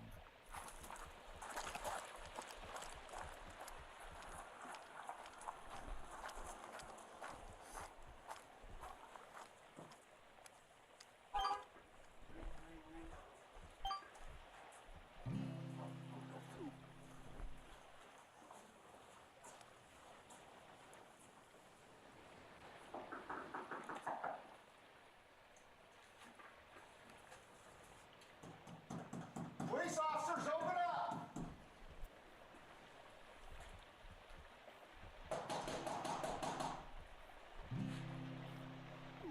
Got moving right here. Right there.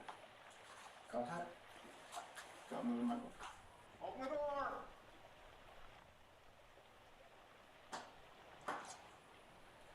Jody? Can you just step out? I have my attorney. That's great. Step out of the house. No, I'm not gonna step out of Step out of the house. Step out of the house. Whoa. We're just gonna see. Whoa. You're gonna be off. You're gonna be off. Wait a minute, how do you come to my house? Right there. They come into my house. Do you have a search warrant? We'll explain it after this. You can't just come into my house without a search warrant. Jody was mistaken about the need for a warrant to enter the home because the police already had probable cause due to a 911 call that the neighbors had placed after Russell showed up at their door. There was a clear emergent need to enter and a warrant wasn't necessary. The police must account for the welfare of the other 2 children. They certainly had their work cut out for them though, because the house was massive. During the search, the police found one room that appeared to be set up for filming. This, they would learn, was because Jody and Ruby both had a significant online presence. More details would emerge throughout the investigation, revealing the dark side of these social media influencers. To ensure that they left no corner unchecked, the investigators retrieved the blueprints of the house. This turned out to be a brilliant idea, as the schematics revealed something that might have been overlooked otherwise. Outside, Jody did not appear to be shy about expressing her displeasure at the intrusion. I have Airbnb guests over there. Probably scared me to death. Okay. Is there anybody else in the house? Yes. 2 kids? There's a little girl. Just one? She's right over here. The Airbnb guests were the least of the police's worries right now. Following Jody's instructions, they made their way down the hall to a bathroom with a large closet. What they found inside was devastating. I have a police officer. Hey, you okay?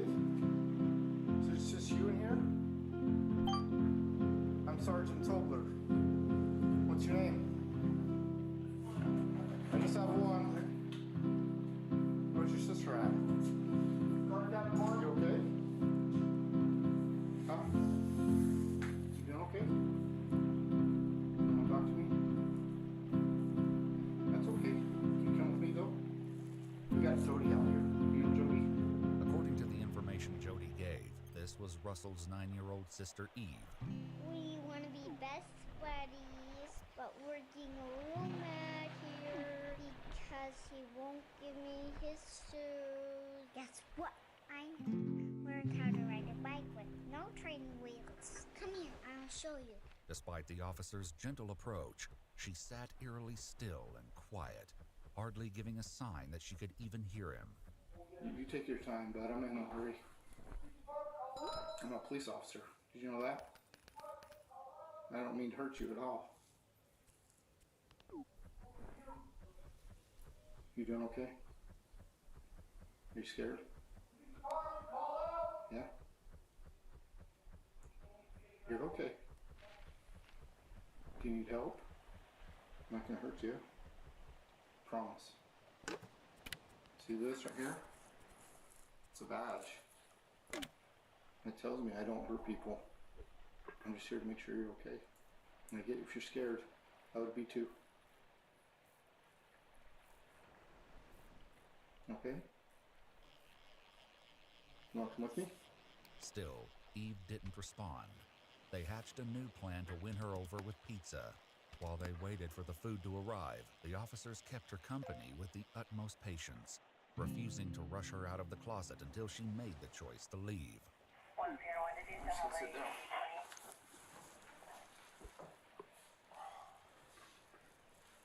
It's okay if I just sit here with you. We don't have to say anything if you don't want to.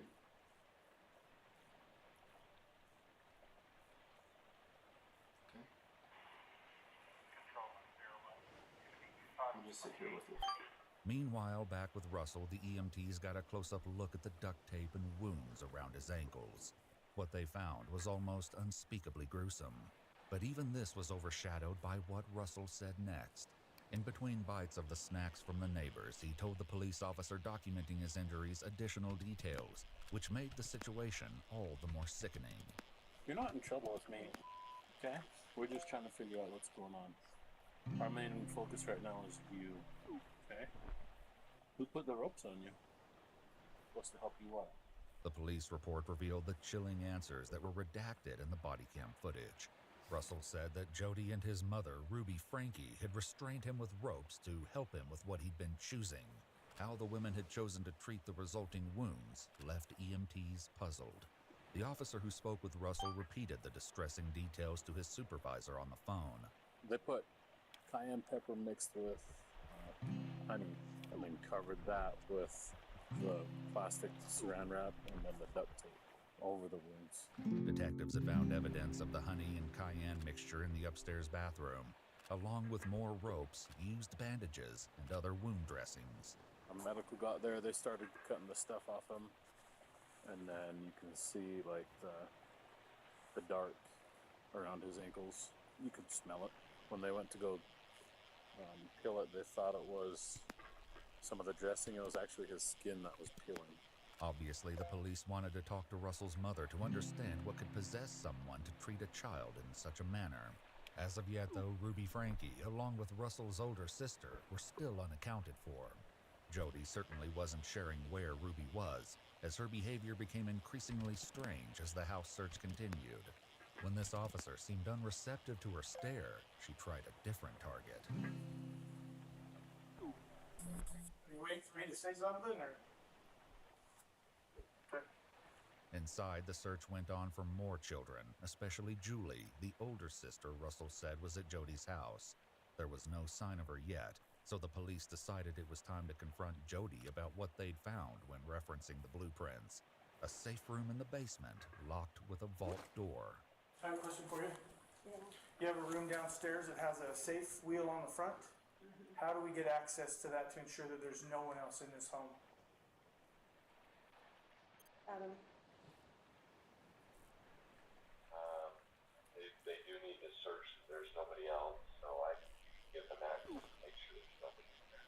After further back and forth to get the lock combination from Jody, a team returned to the basement to open the safe. Upstairs, additional officers were still trying to gain the trust of the little girl in the bathroom closet. Found dead skin. She found dead skin. Get out from underneath my bed. Right now. Sorry, Mom. I am more upset that you came in my room when you knew you weren't supposed to. You knew that it was a bad idea. Yeah. You're still gonna have the consequence of not having your nails done for a month. Mom. It's a deal. Give me a hug. Can I help you two to get paid? Because I want a lot of money. They likely hoped that the arrival of the pizza would change things in their favor, but they were in for yet another surprise. Pop up a stir, okay? You want me to hurry? You can eat? There we go. Despite how painfully thin she appeared, Eve didn't go for the food right away.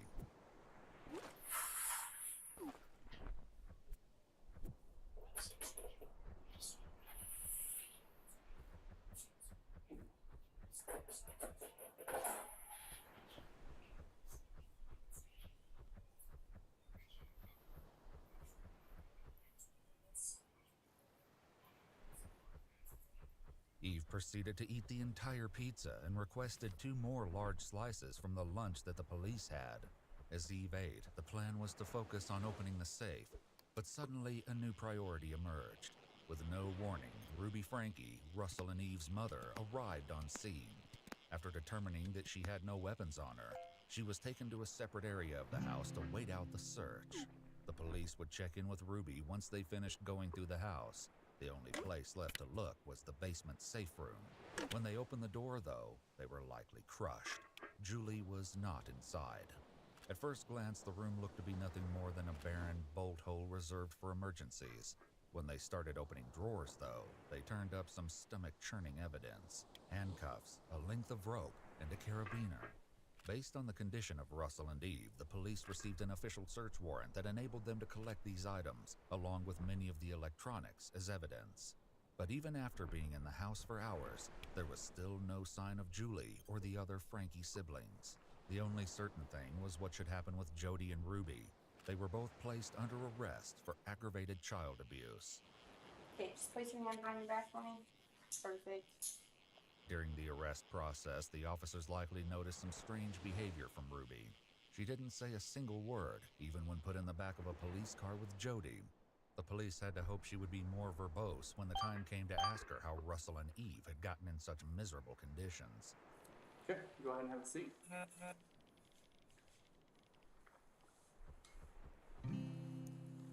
She is definitely not a talker. She not. Never been. Even if I ask her a name or just like, maybe ask them about things, she looks at me and goes, While Jody was at least responding to direct questions, whether she would respond to the hard ones police had in store was yet to be seen. I'm a little nervous. You're that, you know, to be honest with you, if I was sitting over there, I'd be a little nervous too. So don't worry about it. We're just here to talk, to your side. So I trust my attorney. He said, don't say anything.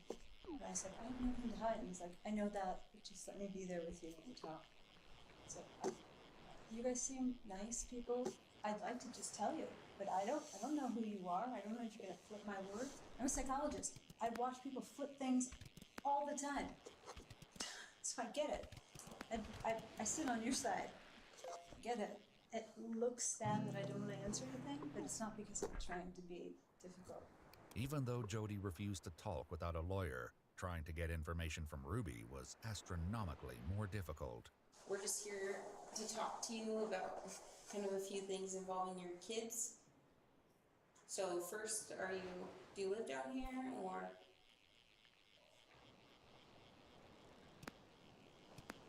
Or do you live up north?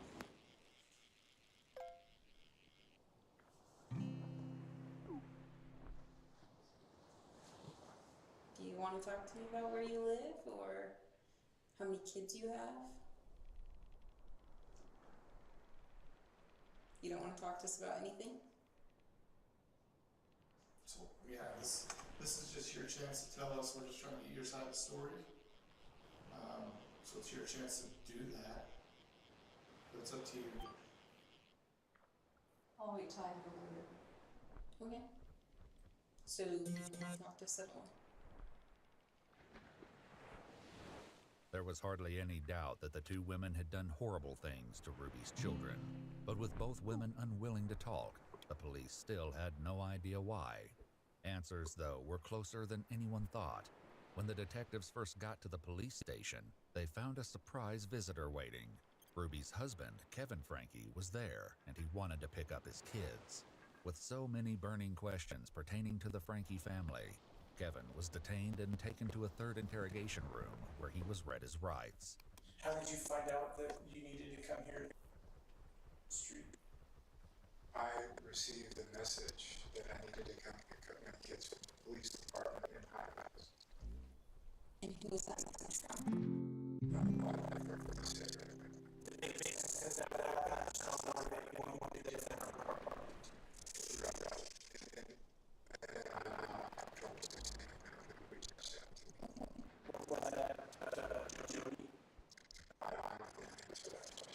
Kevin was keeping quite close-lipped. However, it wasn't all bad news. Back at Jody's house, Eve finally seemed to be warming up to law enforcement. You don't want to talk? Okay. There's nothing at all you want to talk about at all? It's okay to talk to me.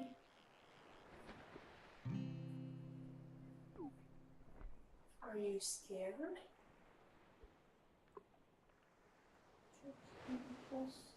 We helped your brother. And we got him some help too. And that's what we want to do for you. If we want to get you some help too. We are safe. We will not hurt you, and we won't do anything to hurt you. It took a total of 4 hours before Eve was willing to leave the closet with medical personnel. When examining her in the ambulance, EMTs discovered that she had wounds on her feet and decided that she and Russell both needed to go to the hospital. Thankfully, as Kevin's conversation with police continued, he was willing to provide some crucial context. And how many kids do you have, Kevin? I have 6 kids. So are they all living with you, or? No, I haven't seen them for over a year. Any of them? No, none of them. For a year? Over a year. Okay. I've been in a separation. From who? From my wife and family. Ruby invited me to leave the home while I thought about the choices that I've made in my life and the way that I've treated her. And did you ever try to reach out to the kids, drop by the home, or was there? I honored the separation boundary that we agreed to. When was the last time you saw Ruby? The last time I saw her was the 18th of this month. We met to, she requested me to sign over vehicles, or the titles to the vehicles that she drives, that were all in my name. When's the last time you physically saw Russell or Eve? The day that I moved out, July 24th, 2022. So my job was to financially provide for I was trying to figure out how much of a role do you play in the caretaking of specifically of those 2 kids? I pay the bills. Okay. With my job, I provide the money, goes into a shared bank account, and that's why I'm only involved. As the conversation went on, Kevin seemed to be just as in the dark as the investigators. Who lives in that home with your, is it ex-wife? Is it currently a separated wife? Like, who lives in that home with your children? To be honest, I don't know. I know that she's there with 4 of the children, and our 2 older children have moved out. This likely came as a shock to investigators. If there were 4 Frankie children still living at home, that meant they weren't just missing Julie, but another one of Russell's teenage sisters, Abby. Before launching into a frantic search, the detectives decided to finish talking to Kevin, hoping he could give them an idea of where to look for the girls. As the conversation went on, though, Kevin's story only got stranger. Who's this female Jody that your wife was? Do you know a female named Jody? She is a therapist and a life coach, and she's... Do you respect her? Do I respect her? Yeah, I think she's a very honest, truthful person, yes. Okay. Is your wife a partner of hers? Is your wife a roommate with her? Your kids are living in her house is what I'm trying to say. I'm not aware of that, but I know that they've been in business for the last year filming, so every week a podcast goes up and I listen to it. What's the name of it? Connections with an X. This would explain the film set discovered in Jody's house. As it turned out, Jody and Ruby both had a significant following on Instagram and YouTube. Jody was a therapist, and her accounts focused on counseling and family dynamics in alignment with the Church of Latter-day Saints, of which she and Ruby were both members. She called her program Connections, and had written several books sharing her methods, and even taught online Zoom classes on the topics of family health and harmony. Ruby, meanwhile, created more slice-of-life content, cataloging daily life with her family as members of the Mormon faith. Her main platform was a YouTube account titled 8 Passengers, supplemented with an Instagram under the same name. In due time, the police would learn that the content made by Ruby and Jody had become unimaginably twisted behind the scenes. Are you involved with their business efforts, or? And were you involved in the 8 passengers account with your family? Yes. I was in the videos. Recently, Ruby's online presence had undergone a shift. She rebranded to Truth Mom, but began focusing less on her own channel in favor of working with Jody on connections. You guys got a lot of heat for neglect and child abuse. A lot of people commented those things on there. Why were they commenting those things? That's a good question. We had a son who was acting out in very selfish behavior. Is this Chad or? Yes, this was Chad. And none of this is strange or odd. You could get on YouTube and find out all sorts of stuff on this. Eventually, Ruby stopped posting on her private YouTube account altogether, which Kevin said eliminated 90% of the family's income. Her last video on Jody's channel, though, had come out just 2 days ago. In the interrogation room, Kevin shared more about the situation, which led to public outcry against the Frankies. He was being very cruel and mean to his siblings that he shared a room with, and so we removed him from the room. And we said, you can sleep anywhere you want. Sleep on the couch, sleep on the pull-out bed, sleep on the floor for all we care, but you're not sleeping in that room with your brother. He chose to sleep on a beanbag. So 9 months later, he had made a lot of changes in his life. And he was ready to, and we had moved by that time. And so we had a new house, and he was ready to move into his own bed. Made a video about it. And in the video, he mentioned something to the effect of, I've been sleeping for 9 months on a beanbag. And that is what all the uproar was about. This wasn't Ruby's only run-in with the law. Shockingly, just 5 days before her arrest, she'd been pulled over while driving with her kids in the car. Hello. You know how fast you're going right there? No. Okay. Got you going 57 and a 35. Ruby was sent on her way with only a speeding ticket. Back with Kevin, he explained that the situation with his oldest son, Chad, was the catalyst for Jody getting involved with the family. She was hired as Chad's therapist and had the boy personally paying her $900 a month. From there, her involvement with the family only grew. How this could have led to the breakup of the family and the near starvation of 2 of the children was yet to be explored. During your marriage, how was disciplining your kids? How would you discipline the kids? Yeah, I'm not going to answer that question. Are you aware of the physical condition of your children? No. No, I've chosen to trust my wife with the children. That was part of the agreement of our separation. Kevin was about to learn the harrowing consequences this decision has caused. We received a phone call from 911 on our dispatch that a 12 to 13-year-old boy was knocking on doors in a neighborhood asking for food and water. So he had, he had duct tape on his extremities, on his hands, on his ankles, and those were covering rope burns that were used to tie him down.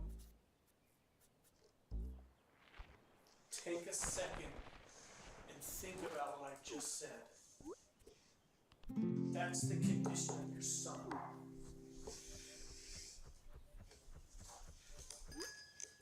Given that information, your son was taken to the hospital. A warrant has been applied and granted by the Department of Child and Family Services to remove both Russell and Eve from your wife's care. Do you understand that? I understand. Would you condone that behavior? Would I condone that behavior? That's my job. My job is to find out your knowledge of the treatment of these Based on your precious description, children? no. But again, I don't know the details, or I don't know what's going on. But as you described that, that sounds Horrible. Disgusting. No human being should be treated like that.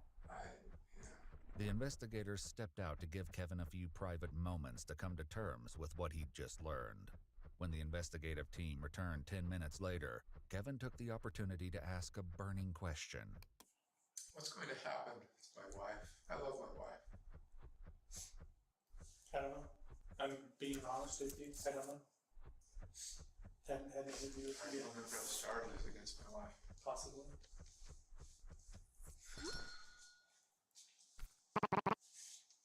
I think given the circumstances, that's highly appropriate, but again, That night, the police decided that Ruby would be booked into jail to await her attorney.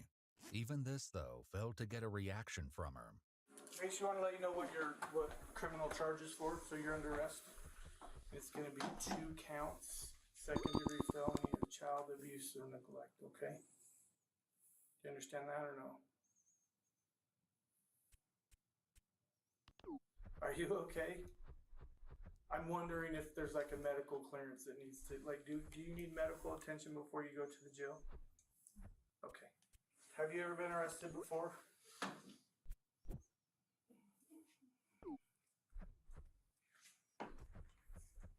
I'm just concerned about you. I know you don't believe that. So I've had an opportunity to talk to your husband and kind of worried about your circumstances and obviously your children as well. But you're sure you don't need medical attention or anything like that?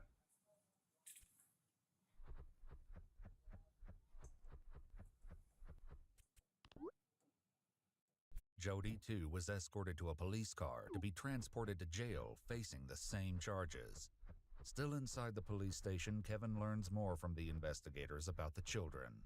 And so, I mean, this feels like getting run over by a steam truck while you're sharing with me today. Yeah. I can tell you're caught off guard. I thought I was just coming here to pick up my kids, and for what, I don't know what or why, but... And I was planning on taking them back with me. Everything you're sharing to me just sounds like a made-up story. Like, I have no idea what you're talking about. Like, it's just, it sounds like a horror movie.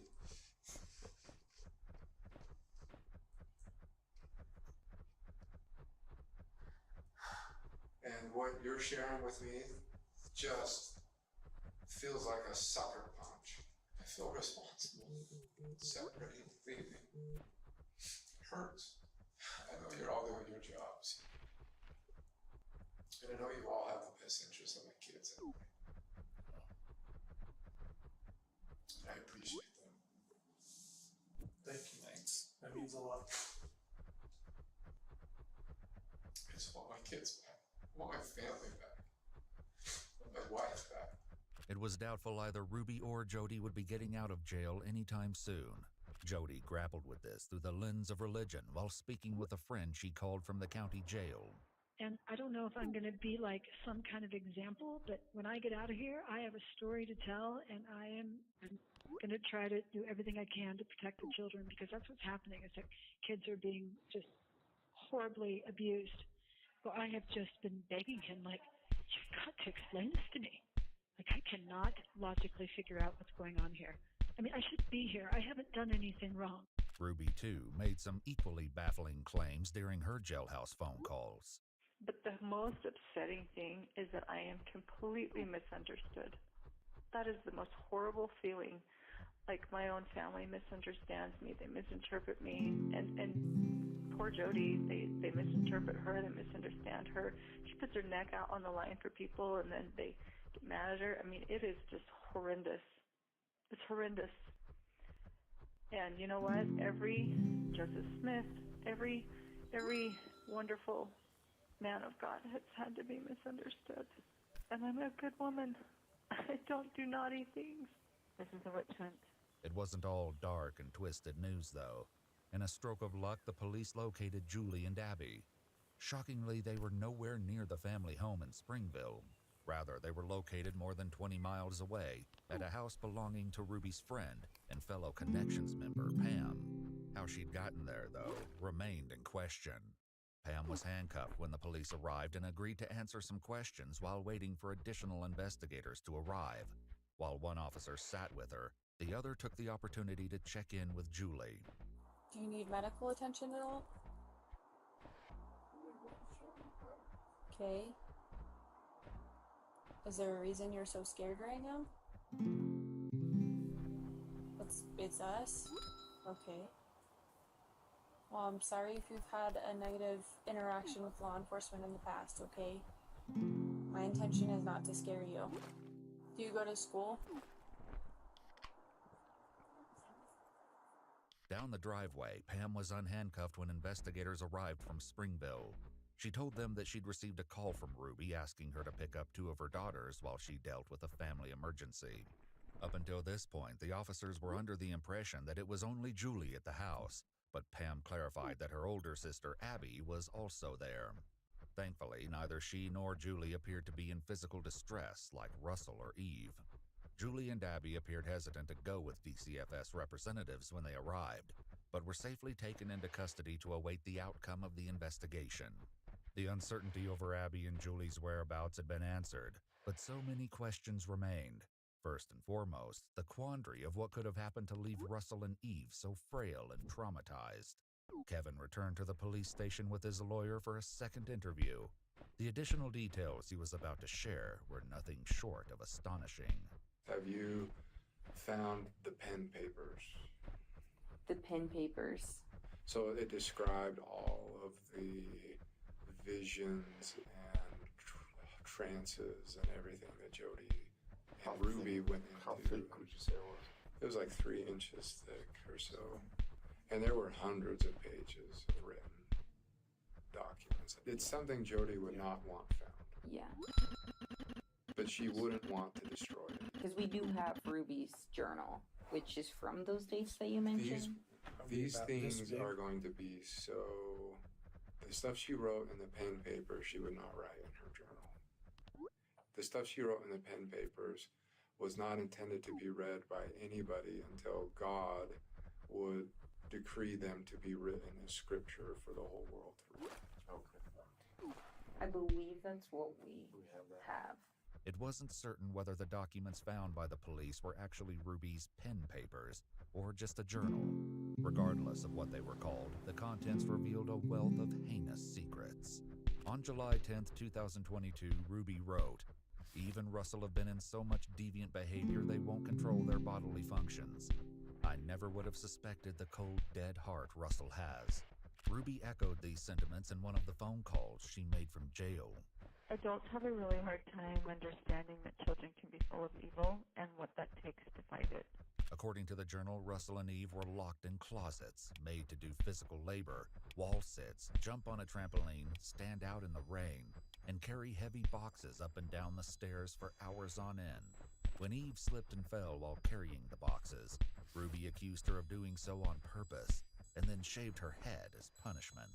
And this was just brushing the surface of what the children endured. I've never had a kid quite like Eve, but she does not like to sit and listen. I don't know if that's just her personality and she just needs me to be more strict with her than what was required with some of the other kids, or if she is displaying hyperactivity tendencies. So I'm gonna try to figure that out today. I honestly don't know which way it's gonna go. She knows that I mean it and I'm gonna carry through with it. If she absolutely is not capable, then I'm going to maybe take further measures to figure out if there's hyperactivity tendencies going on, or if she stays and she's really good and she listens, then it probably just means she needs a little bit more of a strict routine with her. According to Kevin, the fight against so-called evil had not originated with the children. In fact, the downward spiral had begun more than a year prior under some very strange circumstances. We went out to like a dinner afterwards, and that's where Jody really opened up to the women in a private conversation that she believed she was being tormented and haunted by shadow figures every night, and that was spooky. Ruby also revealed that Russell and Eve still sometimes failed to control their bodily functions. She presented this as a method by which they defied her. Back with Kevin, he alleged that Jody's experiences had rapidly grown more intense. She was walking along the beach with Jesus, and Jesus challenged her to go walk on the water, and it was a whole lesson on walking on the water. And that was still just the tip of the iceberg. The more investigators read of Ruby's journal, the more depraved the story became. Tuesday, big day for evil, she wrote on July 11th. All night, Eve screamed and cried and hit her head on the tile floor. Today, Jody confronted her. Eve admits to putting on a show for her mother. Eve said she wants to be pitiful. When the investigators read on and learned what torment Eve had endured to reach this level of desperation, they likely didn't know whether to be enraged or heartbroken. Jody mentioned her experiences with what she called the spirit in one of her jail phone calls. When I feel the spirit, I have two physiological reactions. I get really like shaky, like I'm shivering, like I'm cold, or I feel heat, like I have a fever run through me. It felt like I was burning up, and I was just shaking with gratitude. Like, here's your answer. Here's what this is. Back with Kevin, he revealed that while Jody's alleged visions had initially seemed positive, things quickly took a much darker turn, and things changed inside the house. There was a lot of satanic ones. When she would go into possession mode, she would talk in like different voices. It was really creepy. But the voices would say, "She's ours, we're not letting go. She is Satan's bride. She's mine. I'm going to marry her." If she was faking it, she believed that Satan wanted her as her bride. The journal revealed that Eve experienced horrific punishments. This is the day Eve anticipates breaking her 2-day fast, Ruby wrote. I let Russell know she has hardened her heart and will do one more day of fasting to invite her to humble. Eve flips out and begins ranting. All day, Eve makes rhymes about "my mom starves me" and calls it fasting. In his second interview, Kevin continued his description of what it was like to live with Jody. I can't explain some of the stuff that happened while we were there. Like crashes in the basement while we were talking upstairs. And plates like in the kitchen just flying off by themselves, like full speed smashing on the wall and falling to the floor. And I don't have any way to explain it other than there's some crazy going on. On other occasions, Eve was doused with water in the dog wash and made to sleep on the basement floor, and it only got worse going forward. Kevin, too, said that back in 2021, the situation with Jody took a similar downward trajectory as she became increasingly entwined with his family. But it reached the point where in August, her bishop at the time, he's not her bishop anymore, but I mean, he was going over there every night, and he'd be there for like 4 hours, and he'd be like, I'm fighting evil spirits, I'm casting demons out, crazy stuff going on. And finally he got to the point where he's like, I can't do this anymore. Like, there needs to be some sort of resolution. After the bishop left, the first attempted fix was for Jody to move in with another family involved with connections. The opinions Kevin shared about what happened with that family reflect only his beliefs, and we have not been able to verify them. According to that, after 6 weeks and trying to seduce the husband of the family, they kicked her out. While there was no way to prove that Jody had been held against her will, the police knew for a fact that Russell and Eve had been. Ruby documented one particularly horrific confrontation between Russell and Jody, whom she refers to frequently as G-Joe. G-Joe takes Russell on a little walk to the pool, Ruby wrote. She talks on how Russell has love twisted. G-Joe then pushed Russell into the pool. Meanwhile, Kevin recounted the events after Jody either escaped or was kicked out of the other family's home. It was at that point that they said, why don't you take her up to your house? And I was like, oh, hell no. Like, I don't want this in my house. But I was beaten over the head with it. Like, that's really insensitive. You know, she's done so much to help our family, and you're being selfish, and she has needs, and come on, like, it won't be for long. So I relented, and I was like, okay. Later in his second interview, Kevin told the police about the drastic changes that took place in the Frankie house after Jody moved in. The moment she showed up at my house, just the weirdest crap started happening. Lights turning on and off, sounds of people walking in walls, and like sounds like footprints going up walls and across the ceiling, and stuff floating around, and I became the resident exorcist. That was the title I came up with myself. I thought it was kind of funny. Whenever she started to like go into a trance and go into possession, which started to be a lot, and Ruby would go up and check on her. It started like every 4 hours at night, and then it moved every 2 hours at night, then it moved every hour at night, and then at some point Ruby said, you know what, I'm just going to start sleeping in there, and if I need you, I'll come down and get you. Kevin said that Ruby and Jody began sleeping in the same bed. However, this was only the beginning, and soon Kevin noticed that he was being subjected to unique restrictions. I could leave when I wanted, but I couldn't come back until Ruby gave me permission. I couldn't come into the kitchen to eat until Ruby gave me permission. And the upstairs where Jody roamed was completely off limits. Ruby would dictate all of the terms of how our interactions would be when we would talk. No matter what I did, no matter how much I tried to track better, be truthful and not be selfish, every week it was like, you're being manipulative, you're being selfish, you're lying, you're hiding something, you're still hiding stuff. And I really started to question my sanity, honestly. It became more and more and more and more and more isolated. Jody had an approved list of men that I could make phone calls to. This appeared to be a method Ruby repeated with Russell at Jody's house. Ruby recounted in the journal how she woke one night to find Russell missing, and a note written in pebbles on the balcony which read, "Jail, I will call when I get there." Panicked, Ruby said she and Jody searched the house, then got in their cars and began driving around looking for Russell, which Ruby described as racing the devil. They brought him home. Disturbingly, she went on to describe the concession of letting Russell sleep in a bed and feeding him a full meal the next day as like stitching up a patient knowing you didn't get all the cancer out. Okay, look at me. Don't say help anymore. You just said it. Yeah, so I'm very clear what I'm talking about. Don't say that again. Do you understand? Because next time you won't be smiling on your face. Kevin explained that the situation never improved as everyone tried to appease Jody and Ruby. So I was completely cut off.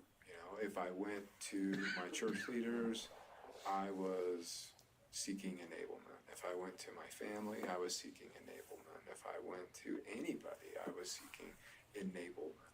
I felt trapped. And that's where I was all the way up until the last week of July, when Jody called me one day out of the blue and just said, "I don't understand why you're not getting it." While everything the police had learned so far was certainly horrific, they would soon realize that it almost got unimaginably worse for the children.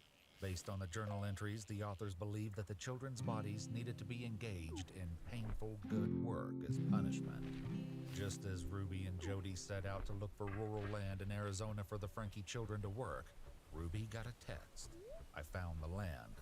As the move to Arizona loomed dangerously closer, it became obvious that the women wanted the pair to choose punishment over respite. In an emotional phone call made from her jail cell, Jody had this to say on the topic. Nobody wants the truth. Nobody wants the truth. Nobody wants the truth because these kids, I told Doug, I woke up, the spirit told me, it's all the devil. I mean, you've seen him, and he uses these kids, and he uses all of us as the adults, the parents that don't hold the kids accountable. So now it's abusive to make a kid sleep on the floor. It's abusive, or it's abusive to, that's ridiculous. You can't even raise your kids anymore. This was the sort of stance Jody put forth through her program, Connections. At its peak, her Instagram had over 10,000 followers, leaving the police to wonder just how many other children might have suffered the ramifications of her influence. Later, in the midst of the investigation, Kevin continued his story of his family's breakdown. So that separation continued all the way up until the holidays, maybe. And then Ruby ended that separation. Jody went home the second week of January. But by that time, like, Ruby, Pam, and Jody were completely determined to do this work that they felt God had for them. I thought it was crazy. Like, I thought it was just that crazy. When talking with Kevin, the police learned just how far Ruby was willing to go to pursue her work with Jody. She wanted to legally, like, work with Jody's attorney to give Jody 8 passengers and become an employee of Connections. Basically, the contract was Ruby gives Jody everything and Ruby gets nothing in return. Our YouTube manager at the time was like, red flags. Like, I don't know how to tell you. She is scamming you. Ruby fired him. Regarding this issue of Ruby and Jody's business entanglement, Ruby made some interesting claims in one of her calls from jail. In fact, she seemed to be changing her attitude towards Jody entirely. Jody Hildebrandt never was my business partner, nor was I ever her employee. I never received wages from Connections or Jody. In 2019, I hired her as a counselor for my son, and then in 2020, I paid her to be my mentor. She's a whirlpool. She pulls you. Regardless of any legal business arrangements, finances became an increasingly central component of the travesty that befell the Franke children. This became clear when police continued reading Ruby's journal and gained further insight into the disturbing reasons she and Jody were looking into moving to Arizona. Jody and I took Eve out into the desert, Ruby wrote. She went out into the heat, barefoot. Eve still tried to run. She screamed for another family, water, food, care, love. Oh, Eve, a manipulative ploy. Ruby's journal entry about taking Eve to the desert became even more heartbreaking. Apparently, it was only after Eve collapsed on the road exhausted that Ruby took her home, but not for long. The very next day, Ruby, Russell, Eve, and Julie all returned to the desert. For the next 3 days, the children were made to weed and tidy a cemetery on a nearby Native American reservation. They were not allowed to wear shoes or gloves, despite the fact that there was broken glass and thorns everywhere. At one point, Russell became so desperate to escape the heat that he stuck his head in the toilet. Footage of this suffering was captured by a local who explained in no uncertain terms to Ruby that she was not welcome there and that she would be filing a police report. This, Ruby wrote in her journal, was a sign that the devil does not want us to take Russell and Eve out of society. Apparently, relocating to Arizona was their chosen method of avoiding further unwanted attention. One has to wonder how long the plan to get to Arizona was in process, though, based on an interaction Kevin mentioned happened before the separation. Ruby started threatening me with another separation. And just like, this isn't about money, this is about doing God's work. So we continued in that dynamic for the next 6 or 7 months until she went on a trip with Jody and Pam down to Arizona. And I think they, like, when I read her journal, she went into Mexico or something and bought drugs or something, like prescription drugs for the emergency kits. And when she came back from that trip, before she even brought the bags into the house, she pulled me in and said, I want to talk with you. And that's when she asked me to leave. And so Kevin left and got an apartment in Springsville. At some subsequent point, Ruby also left the family home for the house in Ivans to live with Jody, where the lives of her children would become a living nightmare. Back with Kevin, he said that when Ruby initiated contact again, he had no idea the sinister plan she had in store for their children. Around that time, things with Ruby started, like, picking up. And I didn't understand why, but, like, Ruby wanted to meet in a parking lot and wanted me to sign over 2 of our cars, wanted me to sign them over to her name. I'm in total compliance mode at this point, just like, I'm a good husband, you see, you can trust me. Ruby's comments on the journal somehow managed to become even more disturbing. She wrote, "This girl would choose to be shot and die than to humble." Even that wasn't the most disturbing part, though, because after locking Eve in the closet overnight, they decided to treat her injuries from the cactus. Ruby said the spirit was very strong as Julie and I witnessed Jody cleaning what did not deserve to be clean. Kevin continued his story, discussing the moment he found that his family had disappeared to live in Ivan's, leaving their own house empty. But when I returned to the house, everything was packed up, and a neighbor came over and said she asked for the HOA rules and mentioned to him that she wanted to rent the house out. Which I was like, are you kidding me?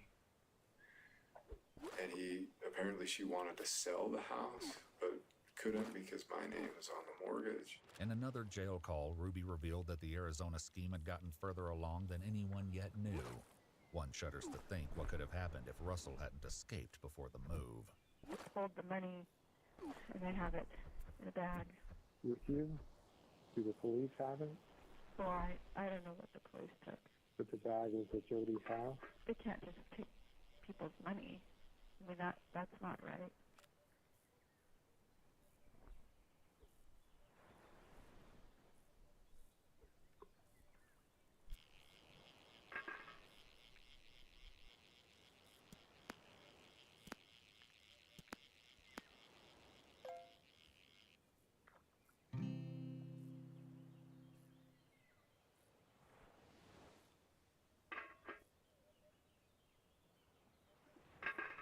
These are the best fail videos from the past 10 years.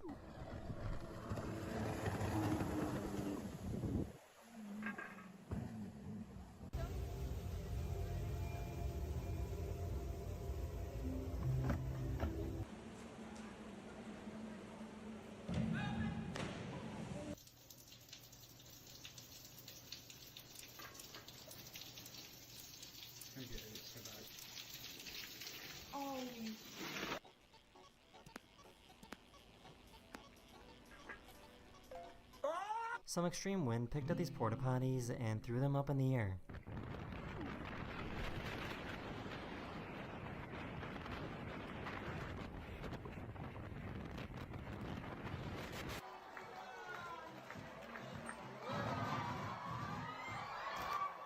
The amazing thing is that she wasn't hurt.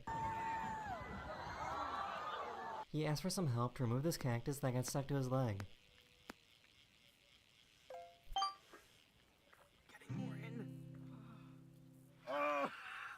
This guy was showing off his Lamborghini when it suddenly caught on fire.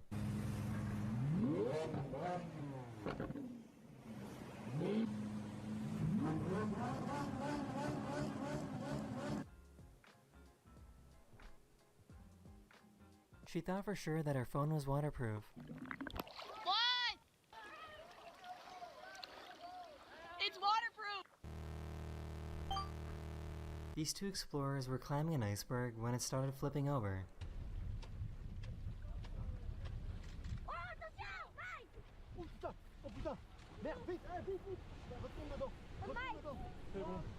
Luckily, both of them managed to escape and didn't get hurt.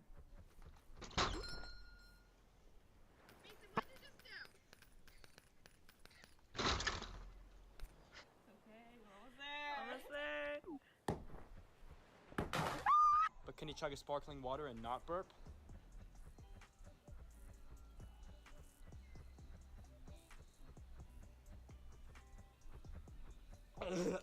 Oh my gosh. What do I do?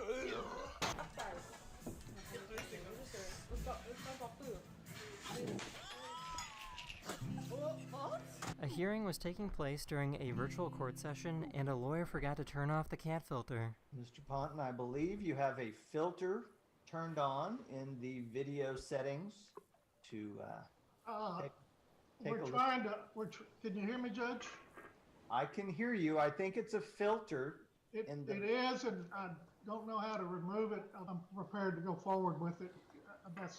I'm here live. I'm not a cat.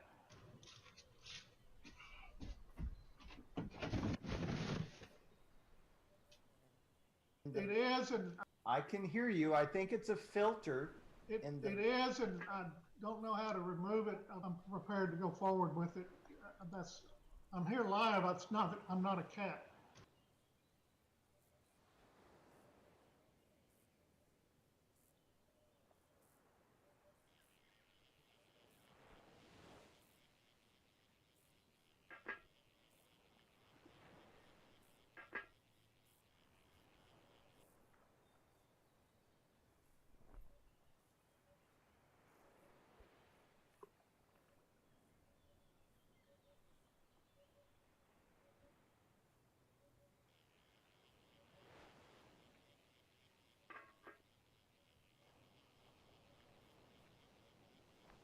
The 2006 volleyball incident.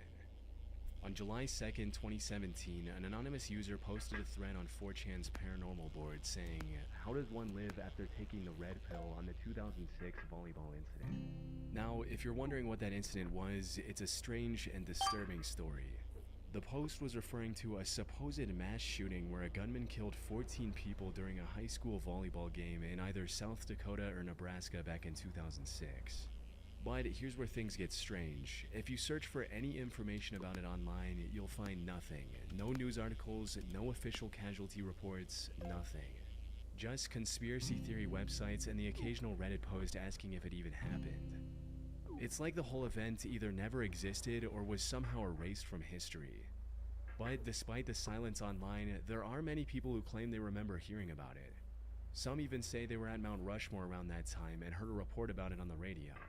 For a long time, the only evidence of the incident on the internet was this still frame from a home video that was supposedly taken just before the incident with the date September 27, 2006 embedded on it. That is, until some ordinary gamer, a YouTuber who often dives into dark web rabbit holes, discovered more evidence.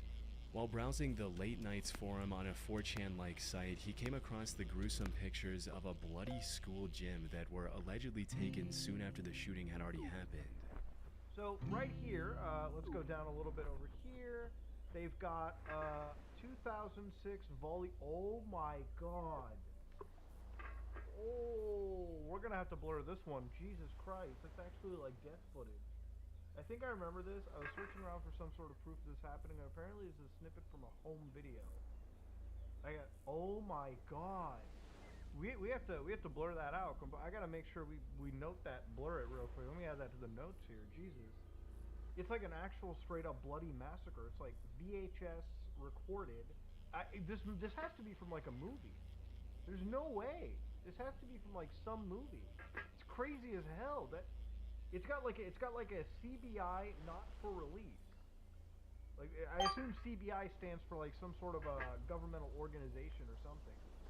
That is so messed up. I feel like I should have known this or something. I don't even know if that's like a conspiracy. How is that a conspiracy? It's actually like death foot, unless it's from like some movie or something that we don't know about. Jesus Christ. That is actually the most chilling thing I've seen. We're like 5 minutes into this recording and already it's just like death footage has hit the building. In the bottom right corner was the text, "CBI not for release," which I'll do my best to show you while blurring everything else out. This has led to some pretty wild theories being spread all over the internet. According to the most popular ones, the incident did happen, but it was covered up by the American government. As the story goes, the government was trying to assassinate someone who was attending this high school volleyball game. Things got out of hand, however, and a lot of the young volleyball players were caught in the crossfire. And since this would have caused tons of backlash from the public, the government instructed the news media to not talk about the story and also paid the victims' families to keep them quiet.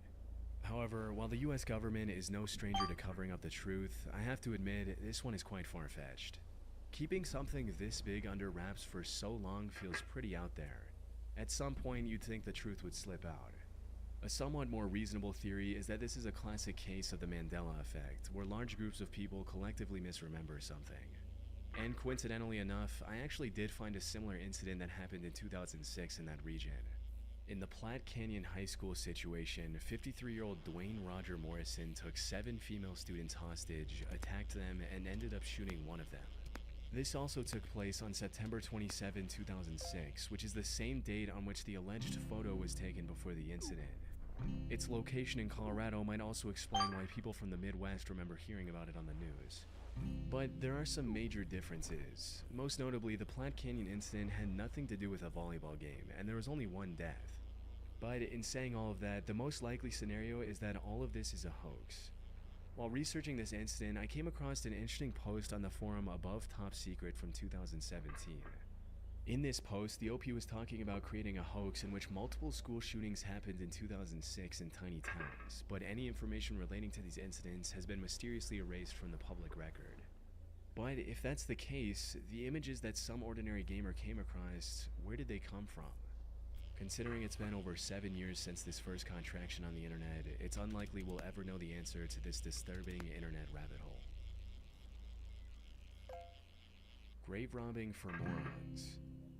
On August 8, 2014, a user by the name Simon Pred J posted a video on YouTube titled Grave Robbing for Morons.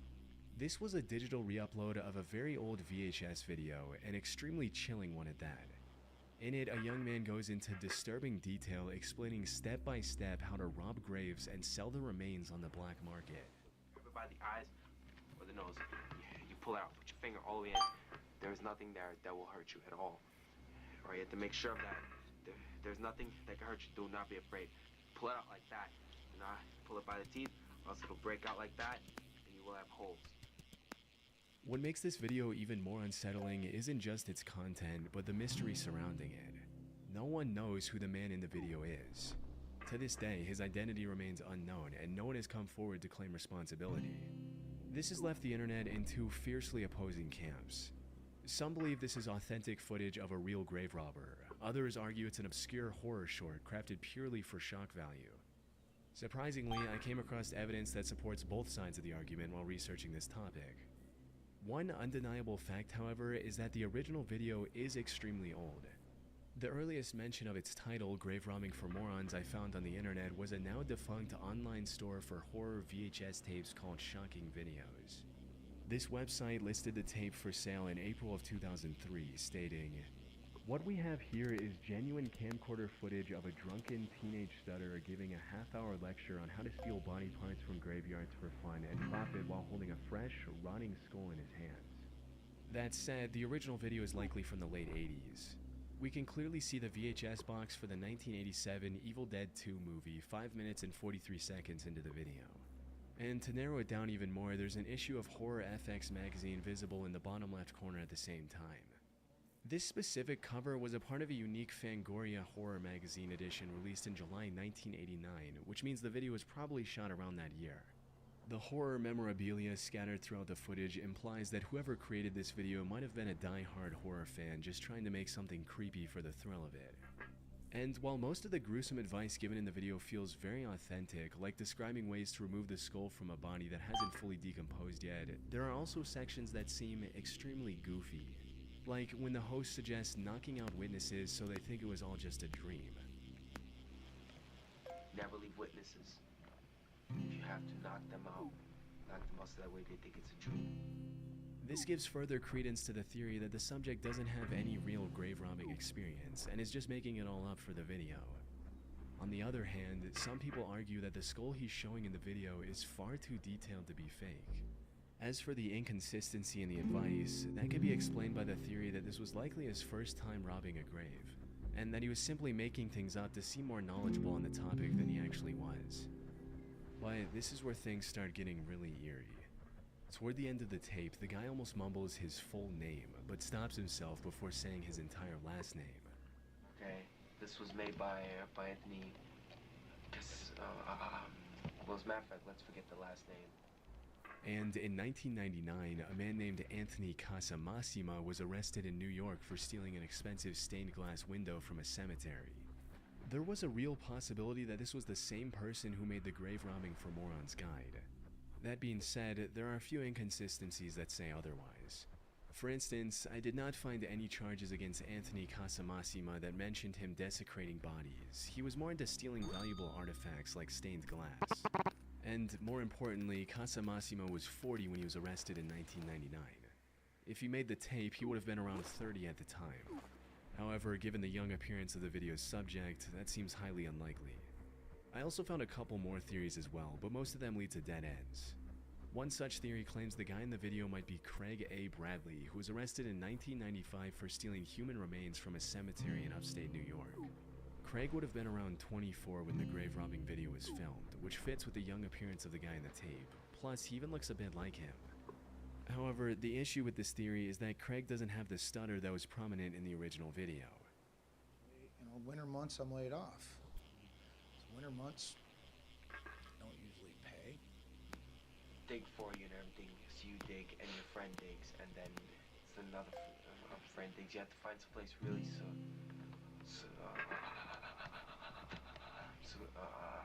secluded, so that way there's no interruptions, okay? Now, he could have faked the stutter in the original video for some reason. However, people on the internet find that extremely unlikely given how real it feels. Grave robber or actor, the stutter is real. I've known several people with really bad stutters, and it's such a specific, uncontrollable behavior that makes it hard to fake. This kid's stutter feels unique and authentic. I've never seen an actor in a movie fake a stutter that felt this real. It's possible one day the person seen in the video will come forward with the truth, but for now we have no idea who the person is or whether or not this extremely realistic looking grave robbing video is real. Strange sounds in the sky. Over the past 50 plus years, there have been numerous reports of people hearing mysterious sounds coming from the sky. In some cases, the mysterious noise resembles the sound of screeching metal, like someone dragging heavy metal furniture across the floor.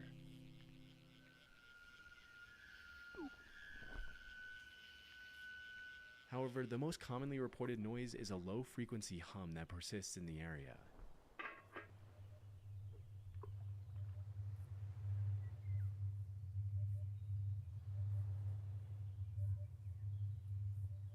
Those who can hear these sounds describe them as omnipresent and extremely annoying. And according to the BBC, the humming noise has been linked to at least one person ending their own life in the UK. However, while there are likely many legit reports of people hearing a mysterious humming, which we'll get to in a bit, many of the claims are either fake or can be explained quite easily. For instance, the metallic screeching noise could simply be from a nearby railroad with a long freight train rounding a corner and causing vibrations. Some of these trains are incredibly lengthy and can take several minutes to pass. Similarly, in another video you can hear what sounds like an extremely loud trumpet.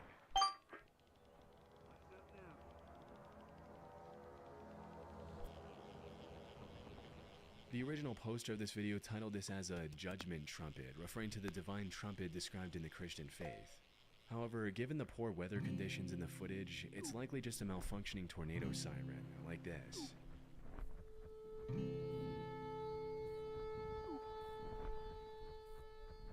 A few of these videos are also outright faked, with the mysterious sounds being edited in to generate views.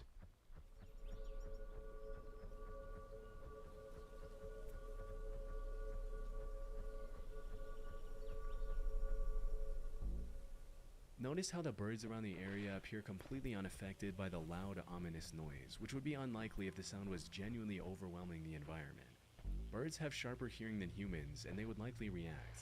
That said, there are still thousands of reports from people who can't be easily debunked or labeled as fake. Unlike the examples I've shown so far, the vast majority of seemingly authentic reports involve the persistent, low-frequency hum. This strange phenomenon seems to trace back to Bristol, England in the late 1970s. The city council received hundreds of complaints from residents about a strange noise that was audible at night. One local newspaper even asked readers in the city, "Have you heard the hum?" and almost 800 people said they had. French scientists back then proposed that the sound might originate from the ocean, suggesting that continuous waves could be vibrating the ocean floor. Now, this explanation might have been true for Bristol, but as time went on, more and more people around the world started reporting these disturbing humming noises. And it appears the Bristol hum is still present to this day.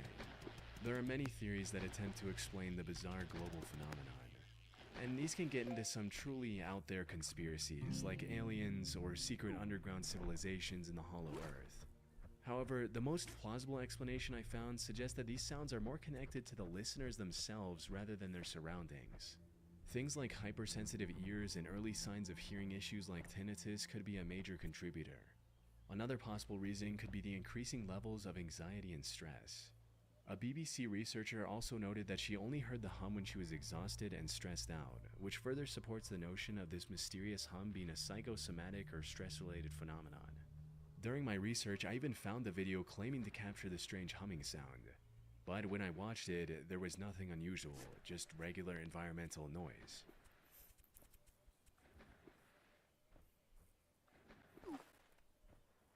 It's entirely possible that the person who recorded it was hearing something from inside their body, misinterpreting it as an external sound, which further supports the stress-related theory.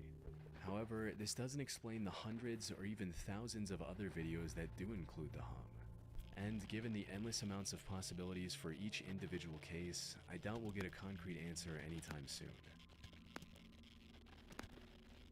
John Lang Fresno Police. On March 20th, 2015, a YouTube channel by the name Lang Marine uploaded a 3.5-minute video titled Fresno LE Harassment, Ford Crew Cab that stalked me at my residence numerous times. The video showed the same vehicle driving past the camera twice in 3 minutes. The uploader was a 51-year-old former Marine named John Lang living in Fresno, California. The video footage came from a security camera he had installed outside his home.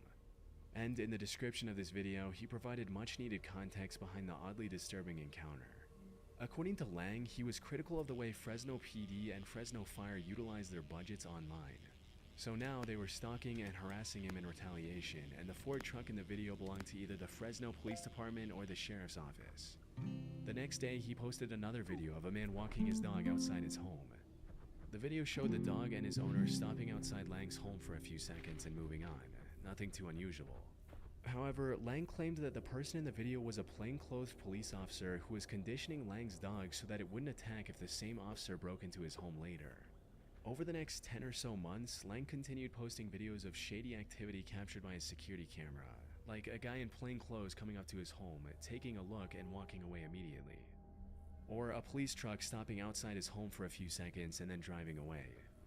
However, the most disturbing of these videos showed a mysterious black van stopping outside his home, filming it with a massive camera for about 30 seconds and quickly driving away. Lang claimed that the device in their hand was a thermal imaging sensor and they were trying to determine whether or not he was home. By January of 2016, Lang was fully convinced that the Fresno police were planning an assassination. On the 16th of January, he posted a video about a cleaning company van parked outside his home.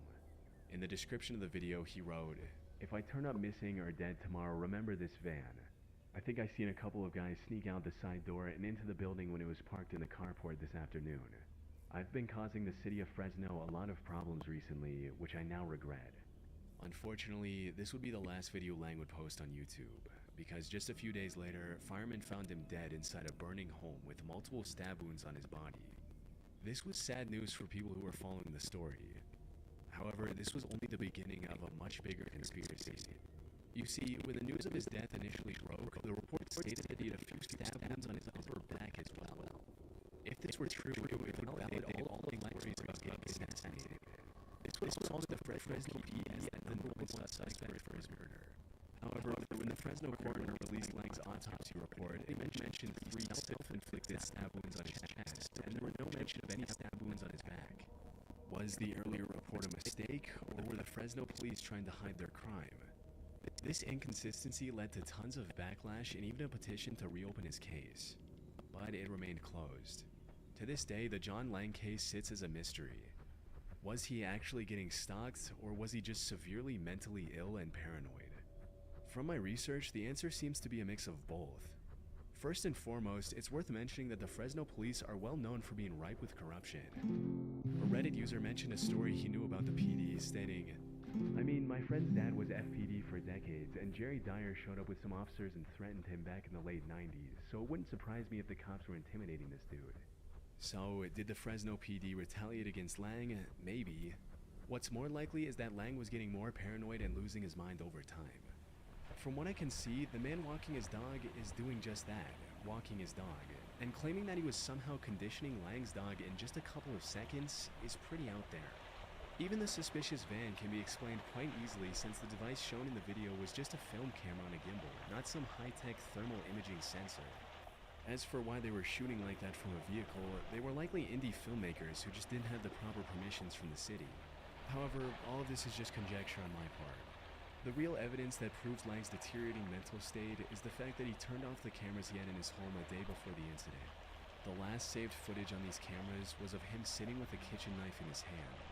Not only that, but when the fire department arrived on the scene, all the entrances to his home were barricaded securely from the inside. If this was truly a murder, the killer wouldn't have been able to escape the crime scene without removing one of these barricades. Ultimately, if there was some big murder conspiracy behind Lang's death, I doubt we'll learn about it over 8 years later. Evil Stick. In November of 2014, Nicole Allen purchased a pink princess wand for a 2-year-old daughter at the dollar store in Linden Avenue in Kettering. The name of the wand was Evil Stick, which is quite bizarre on its own, but likely went unnoticed by Nicole. However, the stick also promised things like luster, beauty, and wonderful music. The box art also featured the character Sakura Kinomoto, who is the protagonist of a popular Japanese animated show called Cardcaptor Sakura. In the show, Sakura is essentially a magical princess, so the inclusion of just a cute-looking character made Nicole drop her guard even further. But she couldn't have been more wrong. The thing is, the inclusion of this character on the box art suggested an Asian origin for the product. And looking back, the Evil Stick does have a small, and I do mean small, resemblance to one of the wands Sakura uses in the show. The Evil Stick was most definitely a bootleg version of a product that should have looked something like this had it been official. However, the Evil Stick was much more sinister than just being a bad product. Unlike its official counterparts, the manufacturers of the Evil Stick bootleg had free reign to do whatever they wanted. And it's what they chose to do with this freedom that was utterly disturbing.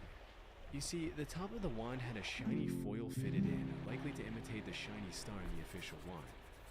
However, this foil was hiding an image under it, and when Nicole's daughter accidentally removed the foil while playing with the wand, she was greeted with a downright disturbing image of a creepy-looking woman slitting her own wrist.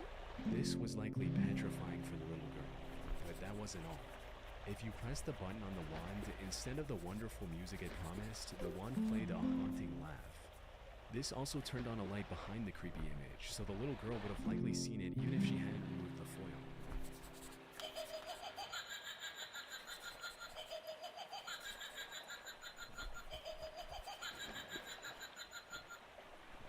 When Nicole found out about the disturbing truth, she made her findings public in hopes of getting this creepy toy banned from stores.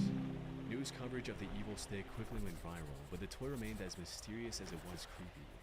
And the disturbing image concealed within the toy was traced back to French photographer Butcher Ludwig, who appears to be a master of creating the most nightmarish artworks one can imagine. Nearly all of his work is too graphic for YouTube. For most of them, however, even a quick glance is enough to trigger your fight or flight response. As for why the gory, horror-filled work of his photograph was stolen to be included in a children's toy, no one knows for sure. The only other thing people learned about the Evil Stick after examining its package was that it was manufactured in China, and that's it. The packaging didn't have the name of the manufacturer. I even looked up the universal product code embedded in its barcode and couldn't find any relevant information through that either.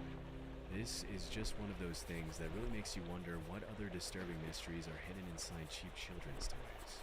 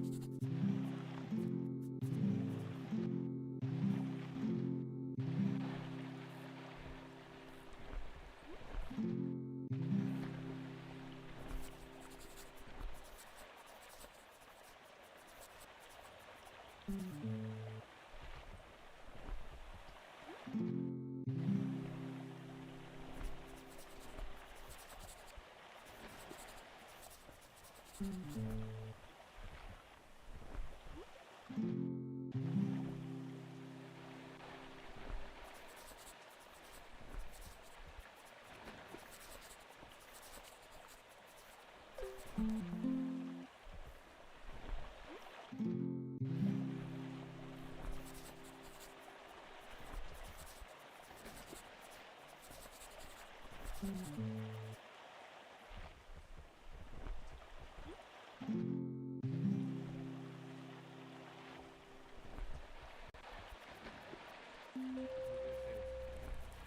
on Nita, car into a building. Who are deceased in the vehicle? Daughter's dead. This is the moment these parents come to the horrifying realization that their daughter has killed 2 innocent people. But unfortunately, there are more cases of parents discovering their children are killers. Like the father who learned that his own daughter had murdered her mother. She's on the ground. So there's... Who is it? My mom! Someone broke in the back window. All right, hold on. She's on the ground. What's going on? We just got dad. I'm the dad. Okay, Sydney. I don't know. What happened? Your wife and daughter got into an argument, got physical, the window was broken, but nobody actually came. Tell us too. She's forever. Your wife's dead. Or when these parents found out their 18-year-old daughter disposed of her newborn baby like trash. Somebody was driving this vehicle. They went and threw a bag, which in the bag was an infant, okay, a newborn. So that's the reason why we're here. But first, we'll start with the horrifying case of Sydney Powell. On March 3rd, 2020, Akron police responded to a call made by the University of Mount Union. School officials told police that they were on the phone with a woman named Brenda Powell when they heard screaming over the phone. When officers arrived on the scene, they found Brenda with nearly 30 stab wounds in her neck and her daughter, Sydney Powell, in hysterics. Sydney insisted that it was a home invasion, but when investigators began digging deeper into Sydney's claims, they find that things didn't quite add up. According to school officials, when the wine initially went dead, they called Brenda back and someone claiming to be her picked up the phone. But the woman on the other end of the phone wasn't Brenda, it was Sydney. That wasn't the only thing she was lying about. And unbeknownst to her, by the time Akron police arrived, her secrets would begin to be revealed.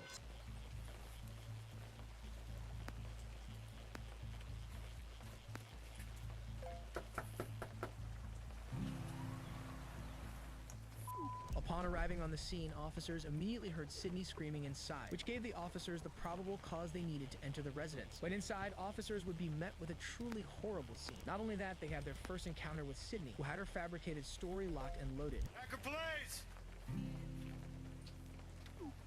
Akron Police!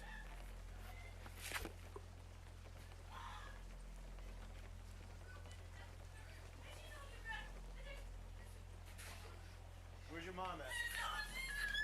Okay, stay right here. No, there's so much blood. No, please. Mom! She's in the corner now! No! Stop!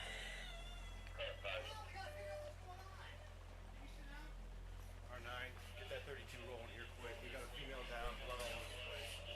Start a smart unit, we got a crime scene. Taking her outside. She's blood all over. I don't know if she's breathing. Secure the scene. She looks like a 22. She looks like she's been down for a while. There's blood all over the place. There's a knife by her head and stuff like that, and there's a huge pool of blood. No, I think she just walked in on it. There's a broken window in the back, so if you can just put up some crime scene tape. As soon as AFD gets here, they're going to pronounce her, I'm sure. Once the officers got inside the house, they saw just how tragic the scene was. And based on the blood alone, it was clear that Brenda Powell had been viciously attacked. Not only that, it seemed that Sydney was distraught, but as the investigation continued, the truth would come to light. Take her outside. Come on. Come on. Is she gonna be okay? Come on. You just need to cooperate with me, all right? Oh, my dad. What happened? What's going on? What's going on? We heard a bang, and she told me to get out, and then I heard screaming, so I came back, and she was on the ground. Okay, you heard a bang. Out back. There was a bang, someone broke in. Okay.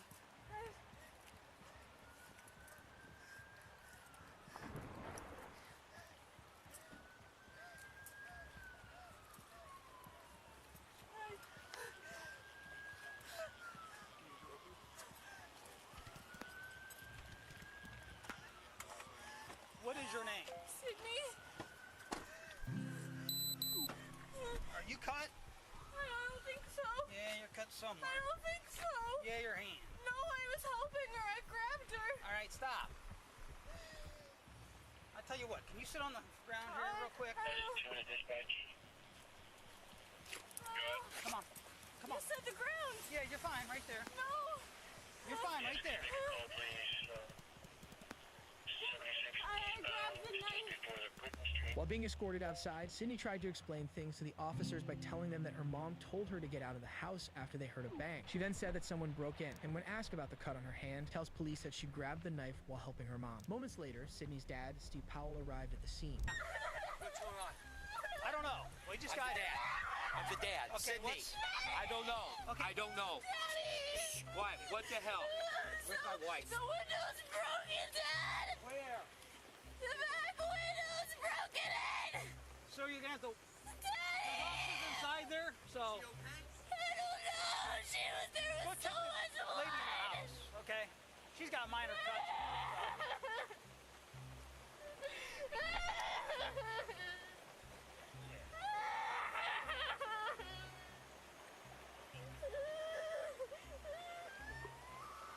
After a friend notified Steve Powell that police officers were dispatched to his house, he tried to figure out what was going on. But the scene becomes more hectic due to Sydney's frantic cries while sitting on the sidewalk. You said your name's Sydney? Ma'am, is your name Sydney? What's your last name? Yeah, he's in Talmadge. Yes, I talked to him. What is it? Powell. What's your date of birth? Huh? Yeah. What's your date of birth?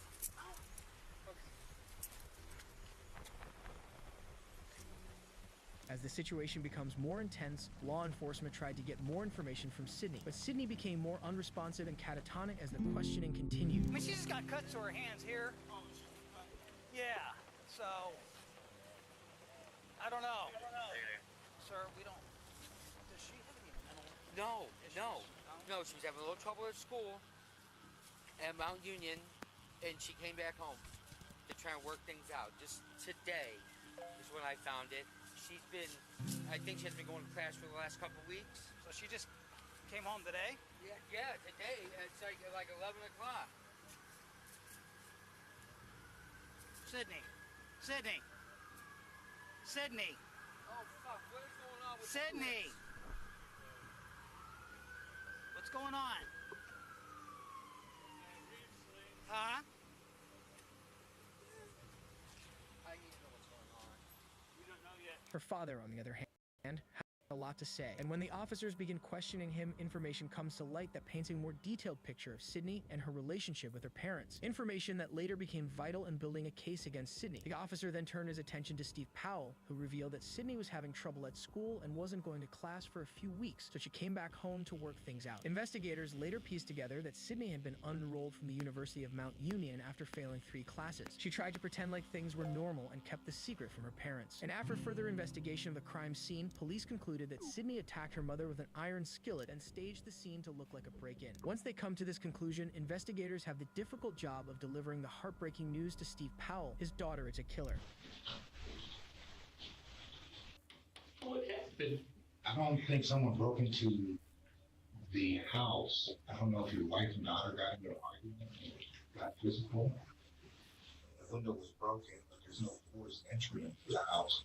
The window was broken, and nobody actually came through that window. Did your wife and daughter ever have like really heated arguments? No. This is not possible. Clearly they think Sydney did this. How about two? She's going to jail forever. Your wife's dead. During the trial, the defense suggested Sydney's actions were because of a severe psychotic episode. However, after 9 days of deliberation, Sydney Powell was found guilty of purposeful murder, felony murder, felonious assault, and tampering with evidence. She was sentenced to life in prison with the possibility of parole. This suspect tried to stage a scene to get away with murder. But what happens when a suspect tries to literally throw someone away? On January 7th, 2022, 3 individuals were dumpster diving outside of a mall when they heard the sounds of crying, and after further digging, discovered a newborn baby with its umbilical cord still attached inside the dumpster. Once the discovery was made, the rescuers made a 911 call to report the newborn's whereabouts. 911, where is your emergency? We just found a baby in the trash. Is it breathing? Yes, ma'am. He still got his umbilical cord. He's whimpering. He was not crying, actually. After receiving the call, law enforcement arrived on the scene to investigate. Where's the baby? Keep him warm. Keep him covered up. Keep him warm. she was Do you know born. whose baby it is? Is it your baby? No. April, is it your baby? No. We were dumpster diving. Okay. Oh my God. Once the ambulance arrived and took the newborn to safety, the officers continued their investigation. And after questioning witnesses, it didn't take long for them to find security footage that showed 18-year-old Alexis Avila's actions, moment by moment.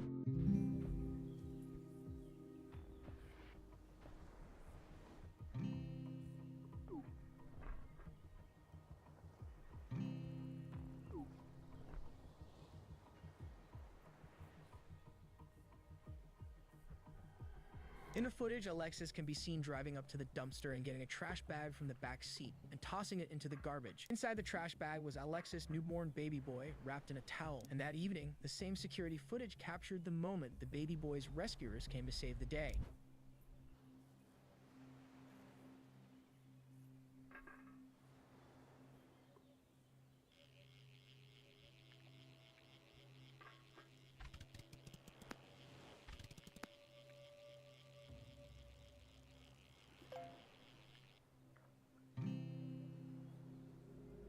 The footage captured the moment the dumpster divers retrieved the trash bag from the garbage, initially thinking the cries they heard come from it were from an animal. But as they investigate further, they discover the horrible truth.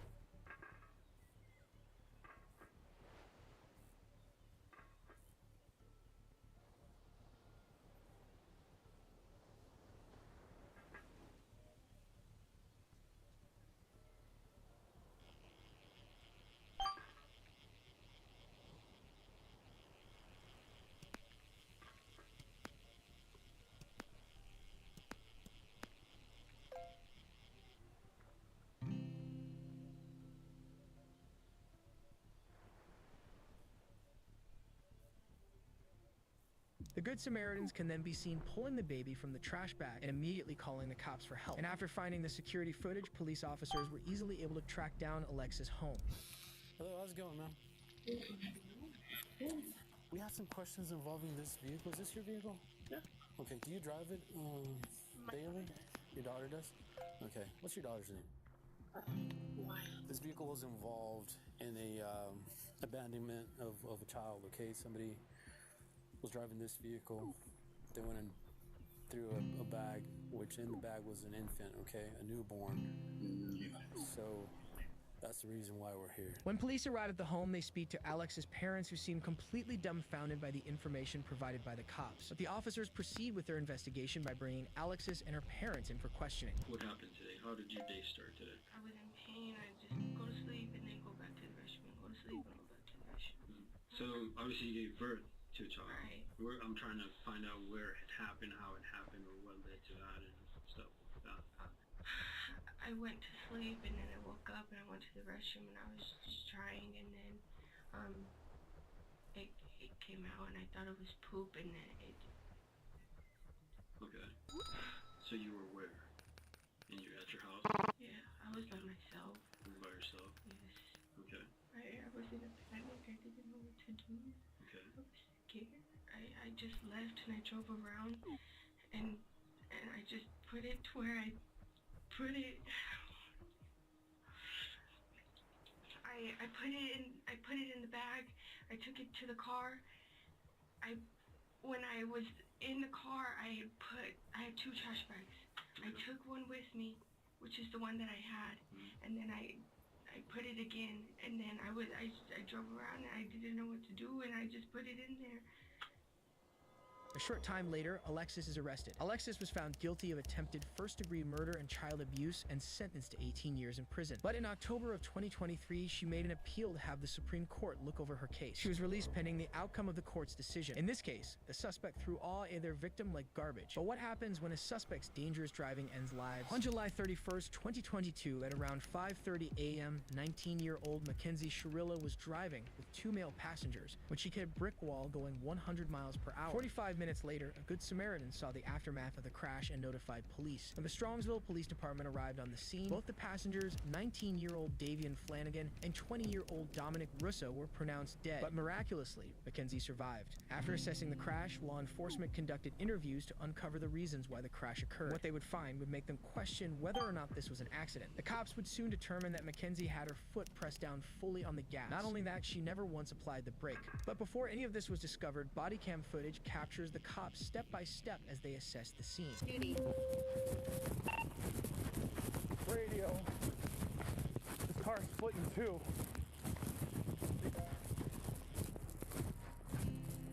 Radio, there's a occupant inside. Send us some squad now. We gotta bust the window out. Send us some more units. Any more units to progress in Alameda? Now! What are we doing? 31's one up. 60 on Westwood, on the 3 on Alameda. This is not a fresh accident either. She's been here for a while.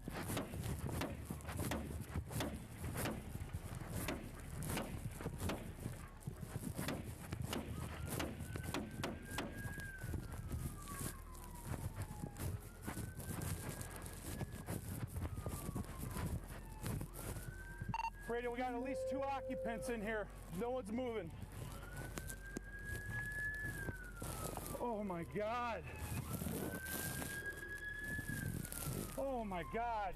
Times 3, guys. Radio, 3 occupants. No one's conscious. No one's breathing. Bust that window out.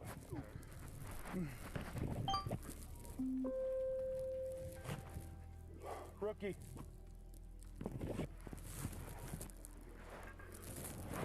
Oh my God, dude.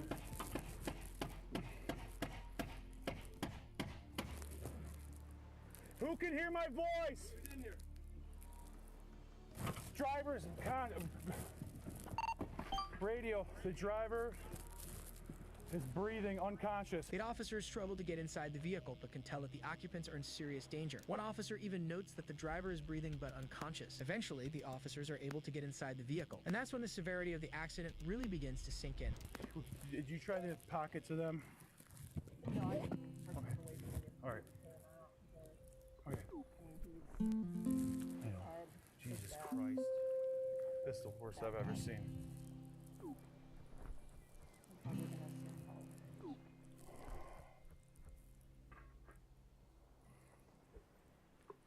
There's nothing we can do right now, guys, other than hope fire hurries up. That's it. After being rescued from the wreck, Mackenzie was airlifted to the nearest hospital. There, law enforcement spoke to Mackenzie's parents to tell them the news no parent wants to hear. Babe, what'd they tell you? Nothing. Okay, she was light flighted here. Yeah, I wouldn't know that. Okay. No. You want to sit down? What did they say this? Progress in Alameda, car into a building. 2 are deceased in the vehicle. Daughter's driving. Who died? I don't know whether, but there's one that we don't know. His name's Jacob. Does anyone know Jacob? Dom? Stop! Let him talk! Guys, I know, we've been dealing with this. Your daughter's okay. She's talking to us. I talked to her, okay? Your daughter's alive, okay? Your daughter's alive. She was driving me, okay?